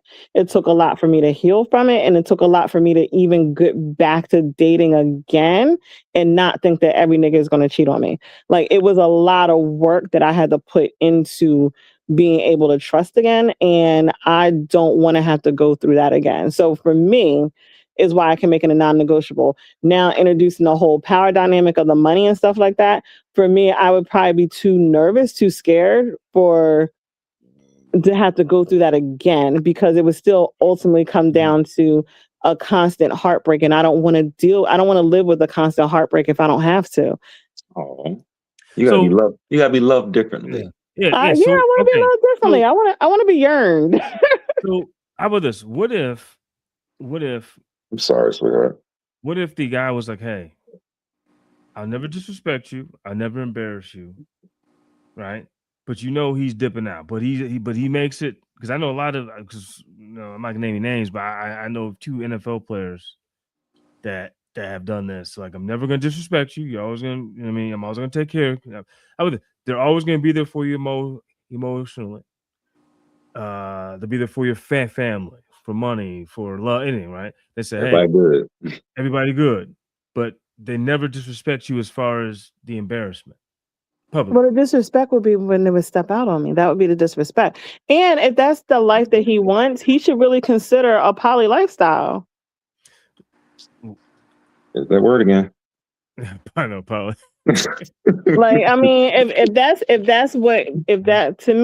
you're somebody who does not want to, or if it's not the poly lifestyle that he wants to be, maybe be ethically non-monogamous and give people choices. Like, if you give me a choice ahead of time, like, listen, girl, I like you, I love you, I want to be with you and everything. We could do this for life. However, I'm going to be non-monogamous in our relationship. For me, you're giving me the choice at this point. You're giving me the choice. You're giving me the data. I can make a decision, and I'm going to say, yo, that's not for me. And some will stay. And some will stay. Some will stay. Some of it be like, you know what? That's good enough for me, because I could be, and I'm gonna play the coin that LR wants to play. Is there's gonna be women that's out there be like, yo, I'm going to stay with this nigga because he makes good money, and I'm just going to have to deal with him stepping out, and I'll just pretend not to see it. Or I could be out here with these men that don't make no money and still get cheated on. Like, they would look at it that way, and they'd be like, I'll make it. If I'm going to get cheated on anyway, I'd rather be more comfortable. My preference is not to get cheated on. I got you. That is my thing. And I think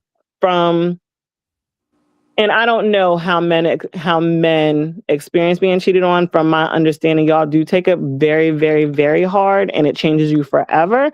And I don't know if men go back and have to do the same work that I had to do in order to be able to date again.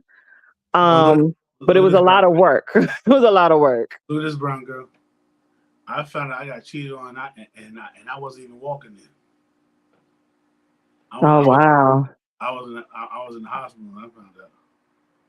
Wait, I thought you were single when all that happened. No. I was single.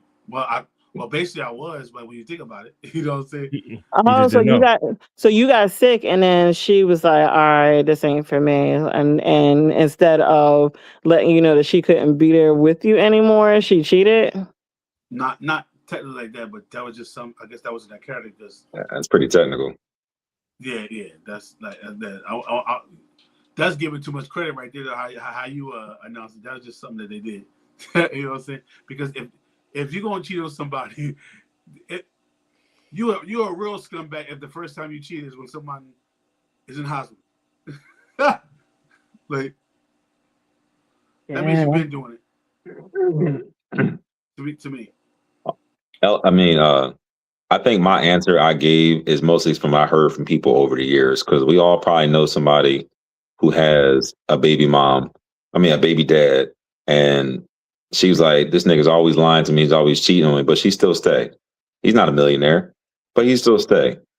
We know somebody who's probably been in a marriage with somebody, and they cheating, They cheating right now. We might even dealt with somebody who's a cheater, and it's like they stayed and they don't make millions of dollars. But like I said, money's the best lotion.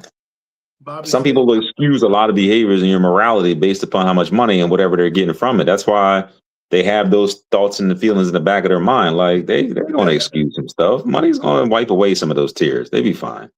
Bobby said, They be I lying. found out. Bobby said, I found out I got cheated on, but I was already up 10. It still hurts. Damn, Bobby, you ain't shit, yo. Y'all ain't shit in this. Y'all should have stayed together. Y'all ain't shit in this match. You funny. Hey, let me tell you something. Let me tell you a story real quick, brown girl, about girls be cheating different. Because I remember one time, right? This is a long time ago, but not that long, but long enough, right? When a girl cheat, she put on the stuff that she never put on a day in her life. Smelling different, hair different, music playing in the background. I'm in love, you know, all that stuff like that. I got love on my mind. And the bitch got a voice now. And she walking out, this where the hell you think you going? I don't, if you want to see a rage of a man, you want to see the maddest a man can get, let who he deemed his girl is to go out while seeing another man.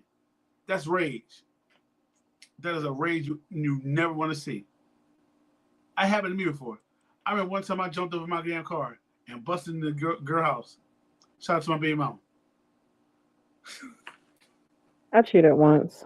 You cheated once. Hold on. Why you cheat? I was young. I was in my early 20s, and it was terrible. That's probably why I had 7 years bad luck after that. No, I'm listen, I didn't know that the two gentlemen that I was messing with, one was my boyfriend, the other one's the guy I was messing with. I didn't know they were related. Ah.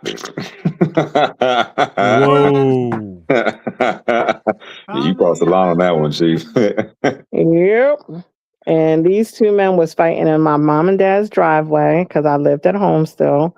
They was fighting in my mom and dad's driveway. They one through the other one through the screen door. My dad had to come out and break them up. My dad was so disappointed in me. Like I think that's probably the only reason why I was only once, because I'm a daddy's girl. While I was a daddy's girl when my dad was living, I was a daddy's girl. Like as far as my dad was concerned, the sun rose and set on my shoulders and vice versa. And when he saw that flaw in the child that he raised, the young woman that he raised, my dad looked at me different. And the way those two men acted did not hurt me as much as the way my dad looked at me. Like my dad looked at me like I was a terrible, terrible human. Look all that trouble you caused. Yeah, and my dad made me be pay to ashamed get of his door. yourself. My dad made me pay to get the door fixed. My Oh dad yeah, you fixing the door. Yeah, you fixing this damn screen door. My dad never made me pay for anything in life. Like I had 5 cars and never had a car payment while my dad was living. Oh, there's the spoiledness. Found that out. Thanks for admitting that. Found that problem out. What? Oh, was my spoiledness? Oh yeah, I was a daddy's girl.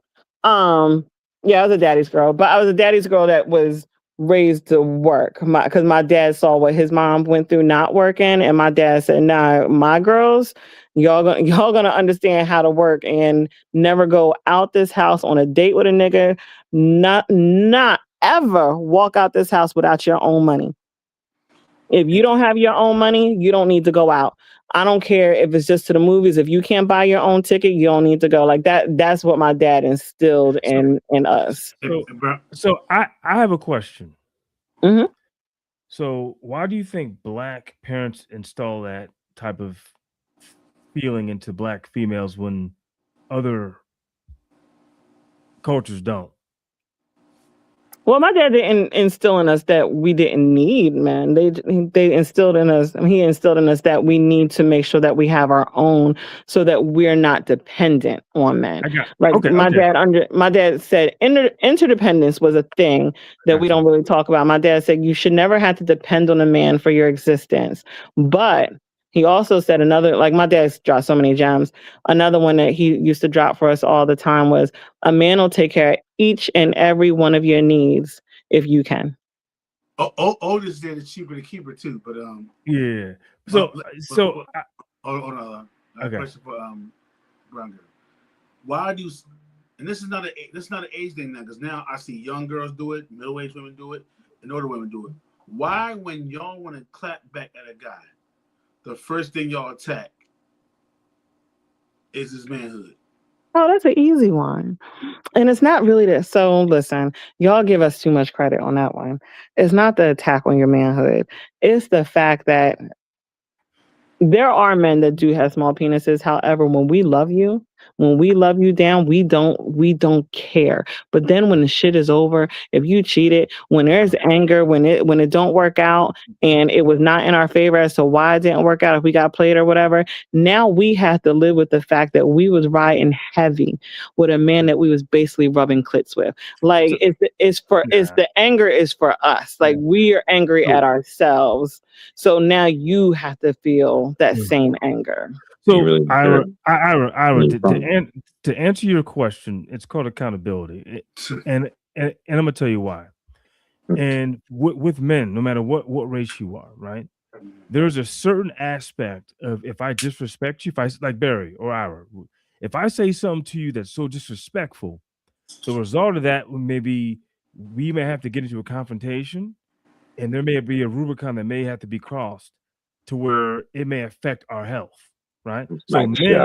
So men routinely understand lines that will not be crossed because there's repercussions for words, right? However, females, they don't have that type. They don't have that because there's no danger in words with them when it comes to disrespecting other females. With men, it could cost you your life. Wait. Basically, what he's trying to say is some of y'all women be talking real tough Tommy and disrespectful to grown men. You gotta be careful because you got some men out here, you don't know what their visceral levels are like. You don't know what their quotas are like. You can lose a tooth or get your glasses smacked off your face. No. He said we don't get we don't have any danger from talking trash to other women. Who do you? No, hold up. What I'm saying is, I'm not saying individual. I'm saying if you look at collectively, right? Collectively, if two women get into an argument and a fight, right? Mm-hmm. When does it ever lead to manslaughter? It's just a fight, right? No, women get cut by knives. They get stabbed. They get shot. Like no. What I'm saying is, I'm not talking about with each other. What I'm saying is, I'm talking about my mother. My mom was cut with a razor blade when she was fighting in Philly. No, what I'm saying is, I feel you. What I'm saying is, collectively,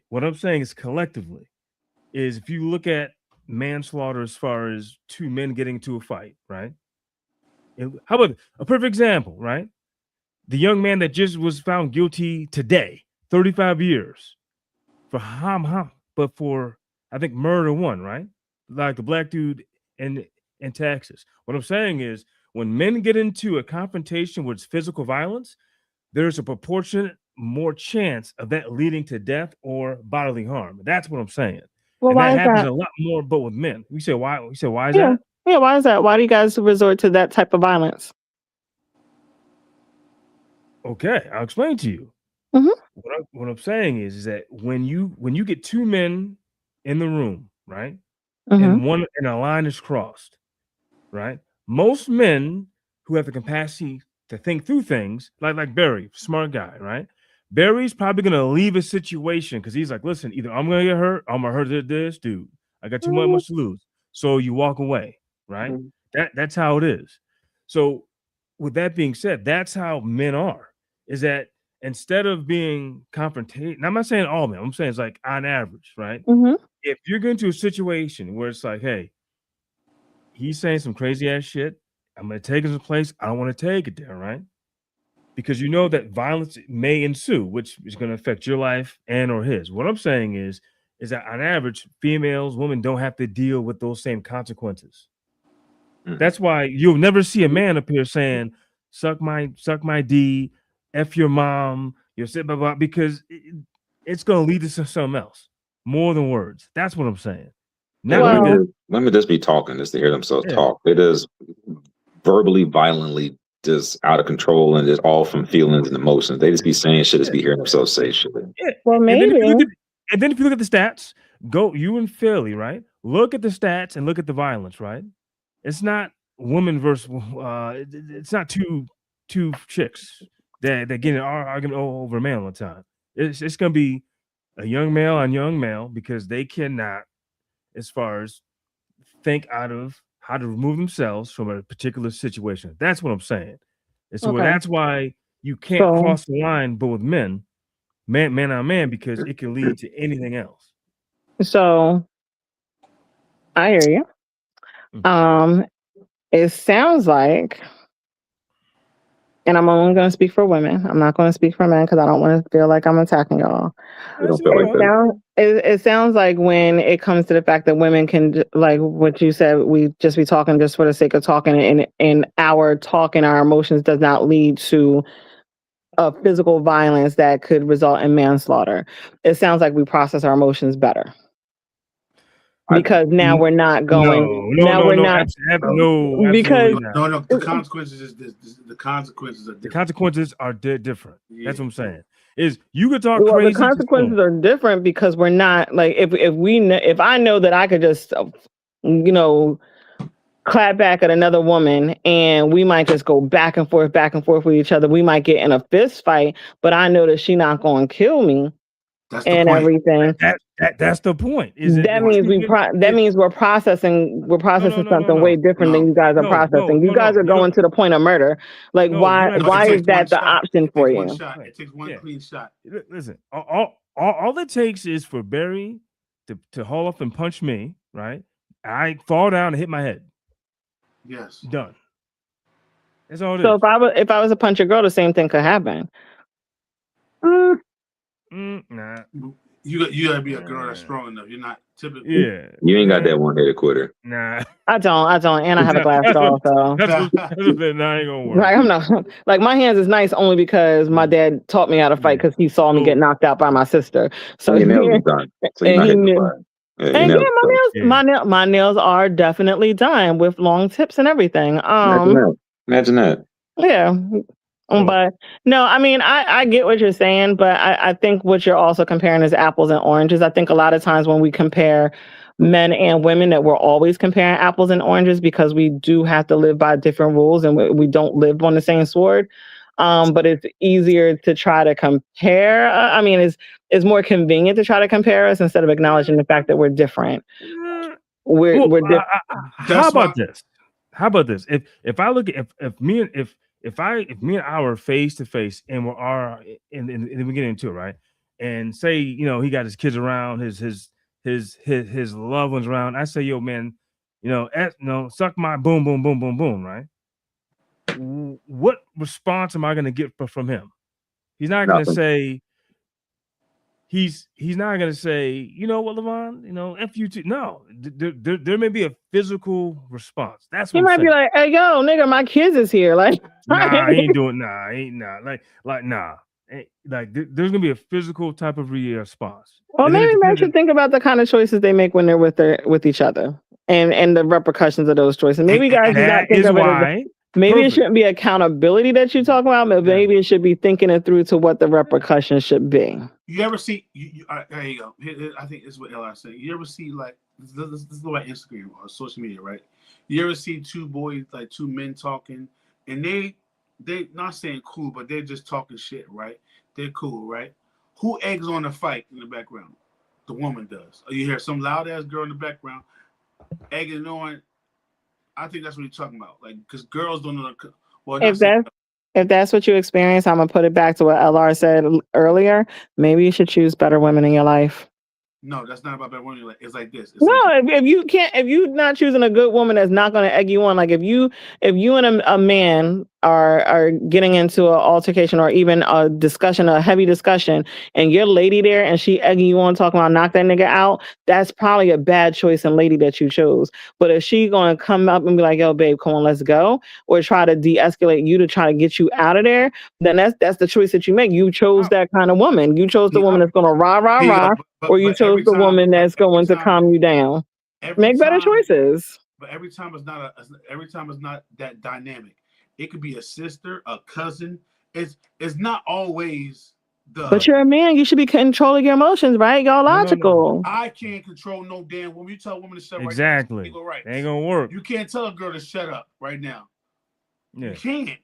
Y'all want to react. Y'all want to react. Hey, and a lot y'all of the listen to yourselves. You damn ain't listen to no man. Hey, and a lot of the fights happen like this. Two women get involved, right? And then the men are like trying to like pull them back, like you know what I mean, and then eventually, let me go. And then the man may get involved, or one of the men may get involved. And that's what I was saying. That's what I'm saying. That's what he's saying. And it's not always the girlfriend. It's sisters. Yeah. It's cousins. It's the best friend. It's the best friend of the girlfriend. Yeah. You know what I'm saying? It's not as simple as but here you go. Let's watch this. To make Brown Girl's point. She is right. If you got a girl that don't know your girl.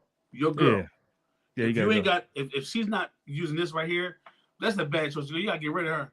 You gotta get rid of her. Yeah. All these scenarios are foreign to me because I don't hang around people like that, and I like even back in my day, like I'm a black girl from the suburbs, so I didn't see a lot of chaos in my life. So some of these scenarios, I'd be like, I want to apply my logic as a girl who grew up in the suburbs with both their parents. Like I grew up an upper middle class black girl. That's my existence and everything. So my experience is always been mostly around other upper class black kids. Sometimes we fought, but our fights wasn't like to the death. Like we was corny. Like let's call it a thing. We was corny back in the 90s. I seen niggas get into bloodbaths. Yeah. Do you think there's a high percentage of women that raise boys to men in the past like 30 years? Is there a high percentage of women who raise single parent women who had boys that had to raise them, right? Mm-hmm. All right. So I say that to say is when the father was in the house, right? Mm-hmm. There became a bunch of emotional men. Emotional intelligence. I'm not saying there's nothing wrong with having emotions, right? So now you got a bunch of men who never got punched in their fucking face before. And if you got punched in your face before, you understand that, you know what? That shit don't feel too good. Y'all punching y'all sons in the face? No, not you. No, he's saying they never got in a fight before. So, he's saying if you, as a woman, you're raising a bunch of men acting like women.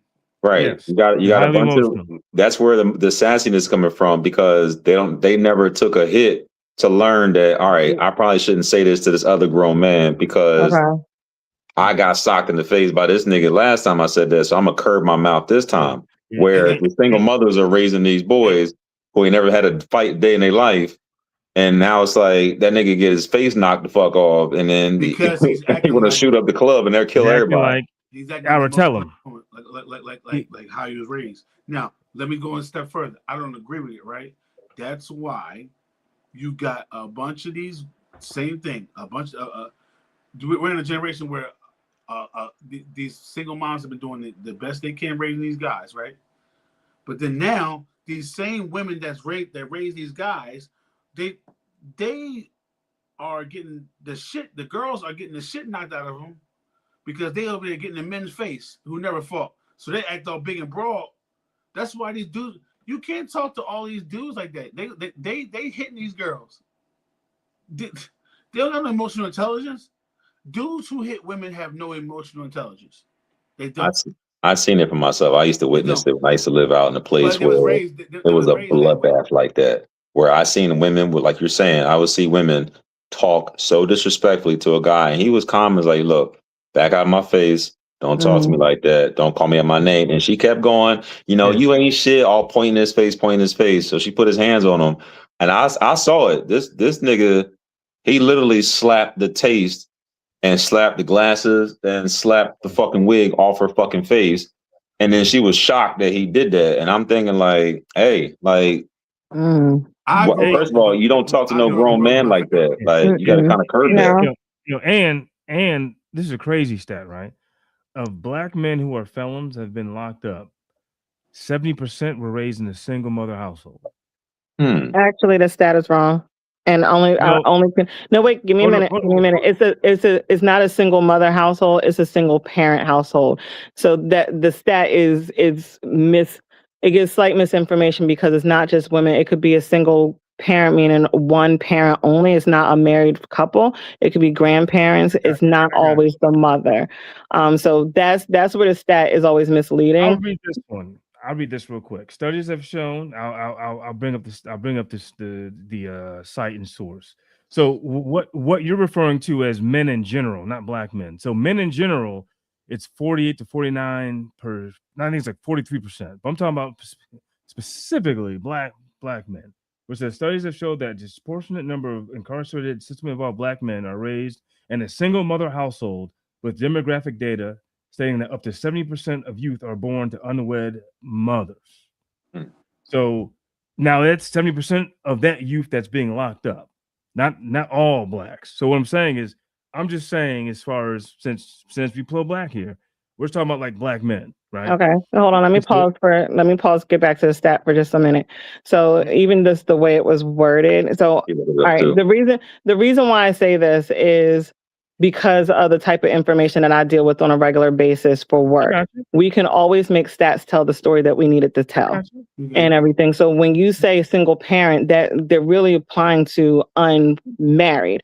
And so if you're unmarried, they're going to put you in a category of single and everything. That means that you're an unmarried person raising a child. Statistically, we're not getting married as early in life as well. Collectively, even white and black, they're getting married late. And that's collectively white and black people are getting married later in life and everything, and they're having fewer children. But for those statistics, when they put it out there and when they apply it to the black people like that, they're looking at single as unwed. And so when you look at us as unwed, yes, of course it's going to look like, they're coming from broken homes. They're only being raised by women because statistically the women are the ones that are primary parent. But it's still an incorrect stat.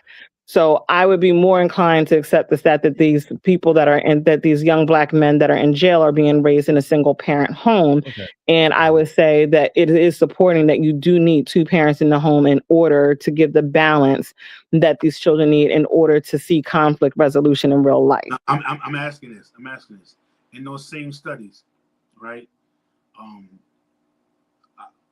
Don't they say, like, when the kids are just raised by the man, does it come out better versus when they're raised out like a woman, as a woman? I'm just asking. So I don't think for me personally, I don't think children are supposed to be raised by a single parent at all. I think do I think they're better off if they're raised by the man versus the woman? Statistics say that men who raise the children are better than. Yes, it cuts it. It cuts it in more than half. Yes. And the reason why I know this is because I worked on a violent crime task force in Chicago for about 8 years, and so that's what we would see as far as, and the reasoning is children being held accountable, especially young men being held accountable. See, I'm always going to respectfully disagree when it comes to that, and the only reason why is because once you start breaking up households and children never get the opportunity to see the balance in the household of being raised by both their parents and seeing what conflict resolution is, getting the nurturing from both parents, or getting the discipline from both parents, seeing their parents operate as a team and raising them. They're never getting the benefit if they're being raised by a single home. So I get it that the stats want to make it the women are doing a bad job raising these young men. And the stats do want to make black women look like we're shitty mothers. No. It's all. Let me get this. It's amazing, and that's not to you, right? How you answered it, you said it may look shitty. No, it's just that all the stats said, not me. I may not believe it. The stats say, because everybody loves stats until it goes against them. Number one, right? The stats say the men raise the kids better than the women, right? That don't mean that the women are raising them bad, right? Because don't nobody argue with. Let me tell you, there's so much stats that they say about women that does when they have the stats, black women are most educated. Yeah. Does that mean the men are dumb? No. But y'all run with that narrative that y'all so much smarter than men. No, but hold on. And I think go ahead. Go ahead. But like, so it amazes me how we can say one thing, but like we hear a bunch of things like that all the time, and everybody go with it because it sounds good. Black men don't go to school. No, I'm not saying go to school. We hear all the time. Black women are the most educated such on the planet. You know what I'm saying? But if we break down the stats, Even honestly, that stat is incorrect too. But go ahead. That's my point. Yeah. I'm this is not towards you because I know you're smarter than that. Yeah. I get what they're saying. I get what they're saying. They are like percentage wise. They do got more percentage wise. Sure. It don't mean what they say, but I'm saying I don't think black men take that when women are run with that. They don't say that. It all because a black woman is the most educated doesn't mean that black men don't take it as with like we're not educated either. It's just saying though, the women are in school more or they got more degrees than the black men. That don't mean the black men don't got degrees, but it's like when you say something like the percentage says black men that raise the kids by themselves versus the black women, they come out better. Nobody want to hear that stuff because then now feelings start to get involved. Yeah. So, I'm saying that black men always get feelings involved. So I'll say this: I don't have a horse in the race because I'm not a parent. Right, I don't have children. I got dogs. So I don't have a horse in the race. But one of the things that I will say, I always question stats and data because I always question the subset of information that they use, what story they were trying to tell, and who is responsible for running it. Because a lot of times we get these quote unquote, these facts, these stats, this data, and they're always used to make us collectively, black people, men and women, look bad. Because and everything. And it's easy. And it's easy. It's easier to get us to fight against each other and like point fingers because it's very monetary in order to do that. Black women as a whole, they do it the most. Yeah. So and run with the shit. Yeah. So the Kevin Samuels days had y'all running with these stats like crazy. So let's not forget him. Hold on. What do you say? What do you say? No. Hold on. So what we're using is I'm using the ulcer stats come from the FBI. And so what happens with this comes from, so when a person is locked up, we can, if they agree to do it, there's surveys and it asks like the type of question of where were you raised, rich, poor, parents, whatever. So what I'm saying is the subset of what I was referring to only is referring to those black youth that were locked up, not all black youth. You know what I'm saying? So I'm not saying that all black youth raised by a single black mother gets locked up. I'm not saying that. What I'm saying is of the black youth that were locked up, 70% of them came from a single parent household where the father was not in the household. And that those who did have a father inside the household, the percentages were cut almost in half. That's did they have a mother and father in the household, or is it just a father in the household? So if it's so there's two things. I think we're getting confused here. When I'm saying a father in the household, I'm saying that a father is around raising the child along with the mom too, right? But if the mom's not married to the father, still she's a single mother. Statistically, yes. Physical presences. Hold on. What we're saying is that technically, I mean, it depends how the stats are, but how the user says was a father involved in your life? So if the father was involved, then it was cut dramatically by half. And that means that it was two parents. So that goes with what I was saying, that children need two parents to raise them. If the father was involved, that means they had the mother and the father, and therefore it cut the stats of them getting, to cut the stats in half. But if it's just a single parent, then the stats were higher because they only got raised by one parent. But the stats are still flawed because unmarried is still going to be single. But if the father was there, she's still unmarried, but the father was there to help out. You done that, Laura. So go back to what you said about Kevin Samuel for a second. What was you? What was you Oh no, I was saying like you said that we women take the stats and run with it, and I was like, nah, y'all been running with stats for a long time. He started introducing stats, y'all was running with them stats. So stats is something that everybody likes. So we all gonna be running with stats. But I just say be mindful of the stats and the story that the stats are trying to tell, because the stories that the stats are trying to tell may not be beneficial to Black people at all as a collective. But what I'm trying to say is when they say stats about Black men, it's concrete. We don't say that. We just go with it, right? I'm just asking you. I thought you were saying something particular that I think I get what you're saying, but I'm saying, was it something? What's the stat that Kevin Samuel said that you thought was off? Oh, I don't know. I only paid attention to his content and clips. Because he wasn't that type of content person that I liked. I didn't support or listen. I would see clips and stuff like that. So I can't speak on that one for sure. But I know he will always be throwing stats out there because the man was always repeating his stats. So that's why I made the correlation there. Interesting. I just think people like stats until I think people like stats until it's against them. That's all. I think people like stats because it sounds like it's very hard and clean data.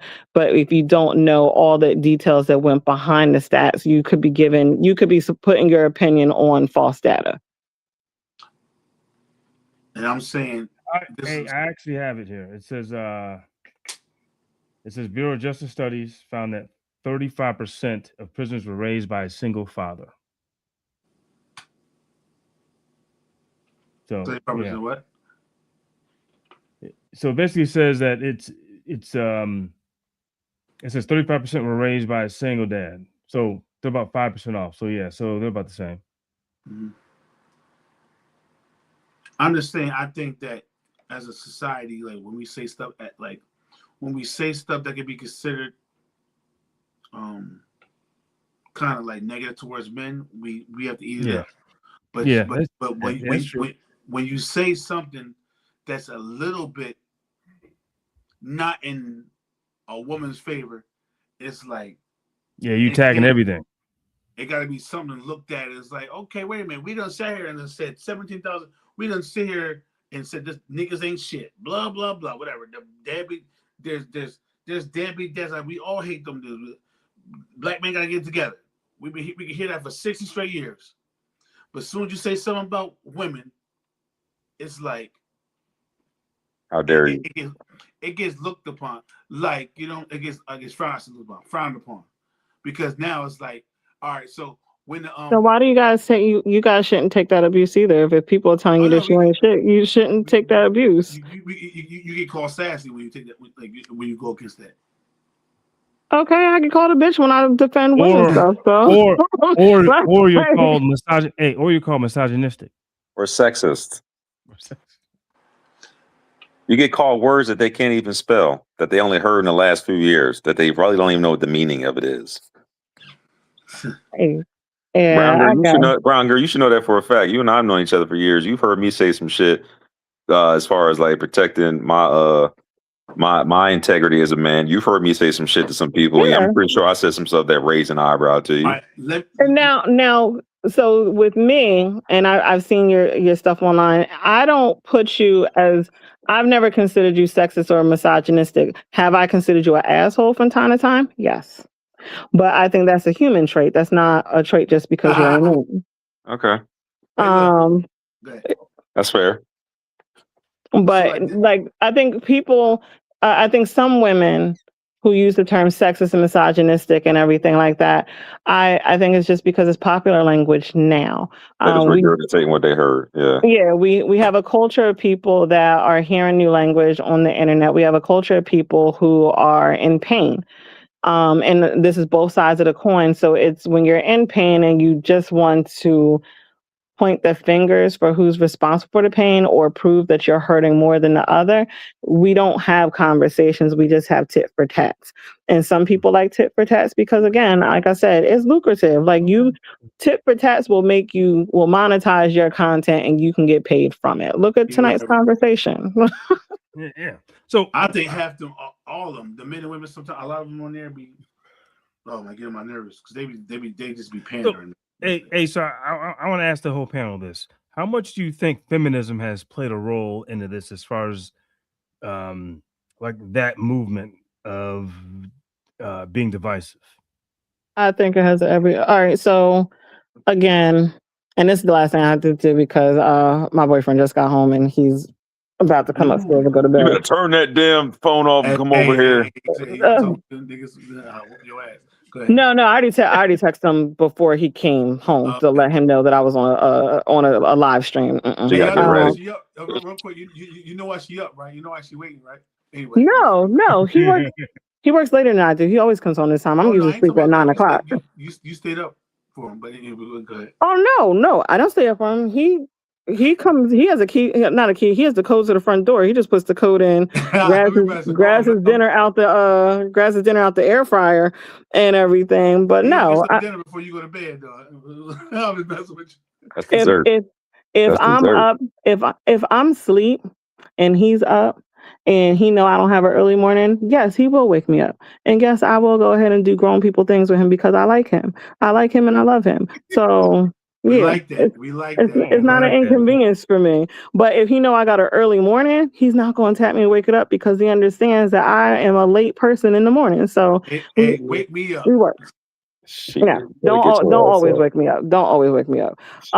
But I'll say this last thing before I jump off because I am a huge component of saying that feminism was never for Black women. They adopted us in their numbers to fight a fight that we never had issues with. We didn't have issues with our men the same way that white women did. White women aren't even concerned about our issues because if they were, we wouldn't have things like Black maternal health issues. They would be part of the conversation. So they got us away from our men, and now they still laid up with the men that are responsible for our demise, that's responsible for our oppression. They still laid up with them because they really don't want girl power. They want proximity to power. So they're still They going to want make white power. bad. Yeah, they want white power. So feminism is one of the things that destroyed Black people and everything. Now, is it the only thing? No, but it is definitely one of the components. Is it a major component before anybody start? No, it's not a major component, but it's definitely one of the things that did lead to it. It led to our disconnect because they're laid up with their men. That's all about white supremacy.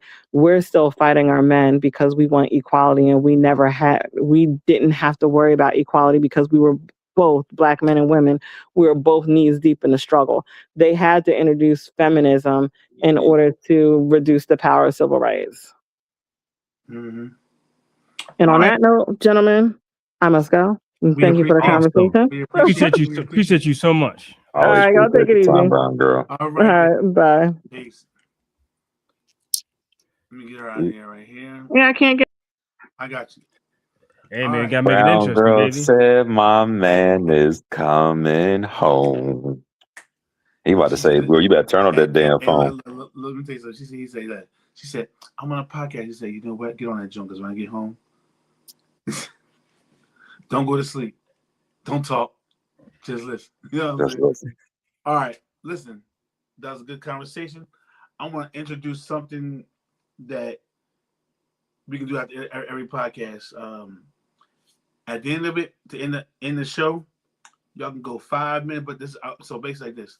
LR, Barry, I want y'all to rant on something. It can be anything.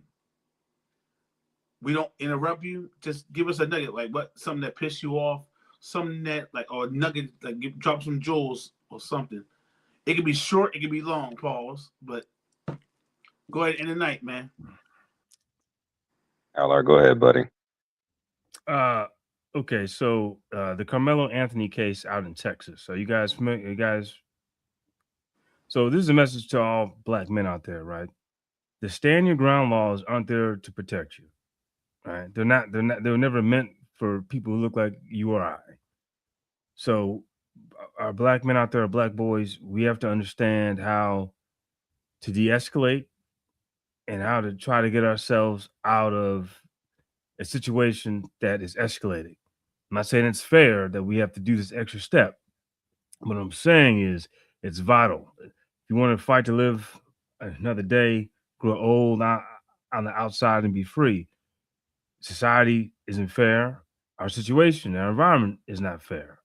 But historically, this is where we're at. So we have to be cognitive of our environment, be cognitive of if something is escalating into a level where it's uncomfortable and unfamiliar, try to remove yourself from that situation at all costs, because this young man is, when he got into the fight at a track meet and about being in a tent, he was 17 years old. He was just found guilty today of first-degree murder. 35 years he has to go and serve in prison, right? And to, maybe if, the other kid didn't approach him a certain way, maybe if the other kid didn't try to start the fight, but however, if this young brother walked away and said, you know what, I don't need this tent, forget it, just walked away, his mother wouldn't be crying right now, thinking about her baby boy doing 35 years. So that's the world that we live in. That's the system that we live in. So we have to be cognitive and understand our environment and understand that, hey, some of these laws aren't meant for you. They're meant to go against you. And so, that's just something that I just wanted to put out to any of the viewers, is that be cognitive. And that goes for Black women and Black girls too. Be cognitive, right? Fight in the courts, because again, one split decision can cost you the rest of your life. Kid got 35 years, bro. 19, 35 years. So even if he comes out, he'll maybe come out at like 50%, still about 20 years. Kid can be 40 years old, man, with the chance of coming out, right? And then he still has to be on paper, still has to be on parole. And so, just we just have to watch the environments we're in. So yeah, he'll get out around our age, probably. Definitely my age. Yeah, he'll get around my age. Good shit, LR. Barry. So I want to touch real quick on the whole thing we were talking about with women when you talk to men. A lot of y'all think it's cute. A lot of y'all don't understand that you don't know this man's his mental capacity. You don't know what his stability is like. You think it's cute because you 5 foot something. This man is over 6 foot, 200 some pounds. He probably been in some trauma and some dramatic things in his life that were probably life changing. He probably experienced some stuff. If he's knocked out some grown men, don't think just because he had a good upbringing that he might not chip your tooth or he might ring your bell. Granted, I think y'all need to learn how to have conflict resolution a little bit better, but you better stop talking to these men in a disrespectful way. You still can get your point across. You still can say what you need to say, but don't put your hands on no man. Don't talk to no man no crazy way, and don't threaten to hit no man, because you might come across the wrong man who's going to test that, and he's going to ring your bell. And if he do, don't say nothing. Just eat that. Don't tell your dad. Don't tell your brothers. Be like, you know what? I should have shut the fuck up. I shouldn't have been talking to him like that. And I shouldn't have did what I did. Because I see it way too much where these girls that think it's cute, y'all think it's I don't know. I don't know what you think it is. I'm not sure what it is, but I'm just saying, for your own protection, to keep your teeth in your mouth, to keep your glasses from getting broke, and to keep your head from getting knocked off your shoulders. If that man says, don't talk to me like that, or don't speak to me like that, and don't come to me disrespectfully, or don't do whatever, you better listen to him, because you're going to come across the wrong one, the right one, and he's going to get you straight. So this is a warning, like a public service announcement. Just walk away. Just go ahead and take the L, ladies, because you're not going to meet no man. You're just not. And if some of y'all think that you can, okay, then y'all need to learn the hard way. We don't condone violence, though. I don't condone it, but sometimes you got to make it a little bit more better. Y'all got degrees hanging on the wall, shows how smart you are. You better start using that intelligence out there in the streets when you're talking to people. Good. Period. I guess if we freestyle some of what Barry said, I'm gonna go a little bit different, right? People in general. I ain't gonna pick on the ladies. People in general.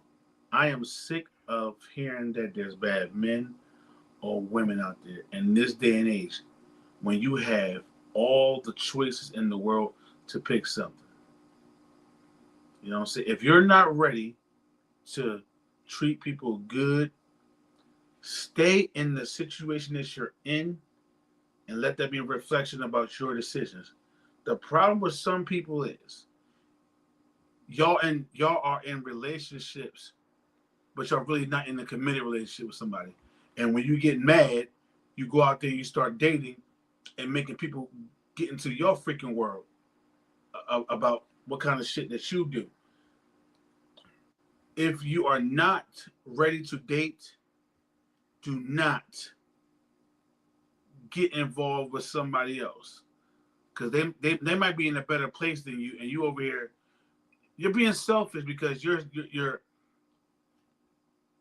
men in general are, for the most part, they're not assholes as much as you think they are.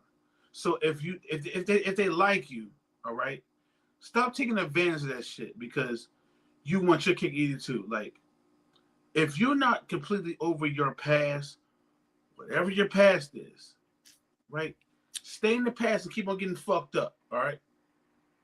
Because sometimes when y'all are in that situation, y'all become a product of what you are. Like, you become just as bad as that person. So all we hear a lot of these times is, you know, just to be honest with you, man, just, hey Barry, just let's say for a year and a half, 2 years, 3 years of my dating, right? You always hear, I'm in this bad situation, I'm in this bad situation, right? But it's like, they don't tell you what they've done. Of course not. It's like, maybe you, because people say, all right, so say the dude named Charles. Charles may have did them dirty, right? So they keep on talking about that. But when you, all because you was loyal to Charles, but you disrespected Chris, don't think karma ain't gonna come back on your ass. Because you disrespected Chris too. Karma don't come back the way you think it's supposed to come back to you. How you treat people comes back to you tenfold. So basically, I'm saying men or women. I date women, so I'm talking about women. Get your shit together. Because a lot of y'all can't even deal with a mature man. Y'all think y'all can. You know what I'm saying? Y'all think y'all can. This is probably what the serious I'm ever going to be. Get y'all shit together before you start talking about men all the time. We all know what a bad man is. We got that. But some of y'all need to, like, some of y'all are fucked up. And y'all know that shit. So that's my little rant, man. Get y'all shit together before y'all start. There's plenty of good men out there. Y'all don't even know what to do. Y'all been in so much fucked up situations. Y'all think all because this how fucked up it is for a woman. Y'all being like, y'all think that all because a guy don't beat you or do all the bad shit your other boyfriend did to you, that he's a good guy. He paid me attention. No, he got you right where he wants you to be. The safest place for a man to be with a woman, he don't like if he keep you right here. He can keep you right here. I never got to commit to her or not. You like him, so he got you right here, and you think all because he do one thing for you, you think that he's good because your last boyfriend beat the shit out of you or whatever. He cheated on you 1,000 times. So when this person right here don't do that, you're like, oh, he's so much better than that guy. But that don't mean this guy right here is good either. Some people have not. Here's what I noticed. Some people has never, ever been loved correctly. They think they have, but they didn't. I think us men know when we've been loved correctly or not, and we can sit there and say, you know what? I fucked up. When that happens, we can recognize that shit. You know what? That's why when we do get in a fucked up situation, but you know what? I want a girl like such and such. But it's just so much people. That's why dating, we talked about it earlier, these dating websites are trash because we dealing with a lot of people who never been correctly loved before or really. So now we're dealing with a lot of broken people. So stop dealing with broken people. That's all I got for you fellas. Barry, wrap this shit up, dog. Once again, everybody, we appreciate you joining the Urban Opinionated Network for another episode of The Three Wise Men, brought to you by our host, Mr. Ira Parker, me, the co-host, Barry, Big Head Barry, and of course, our other host, our third wise man, Mr. LR. Tonight was a great discussion. Please, as always, make sure you like, share, comment, and subscribe, and please feel free to call in when necessary. We'll be back to you next week with another episode, bringing you more things and controversial topics. But until then, everybody have a good night.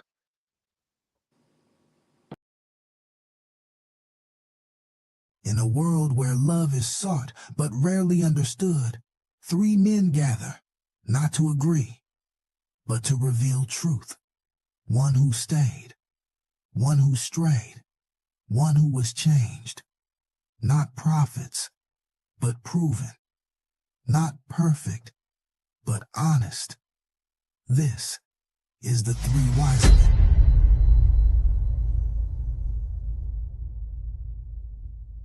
In a world where love is sought but rarely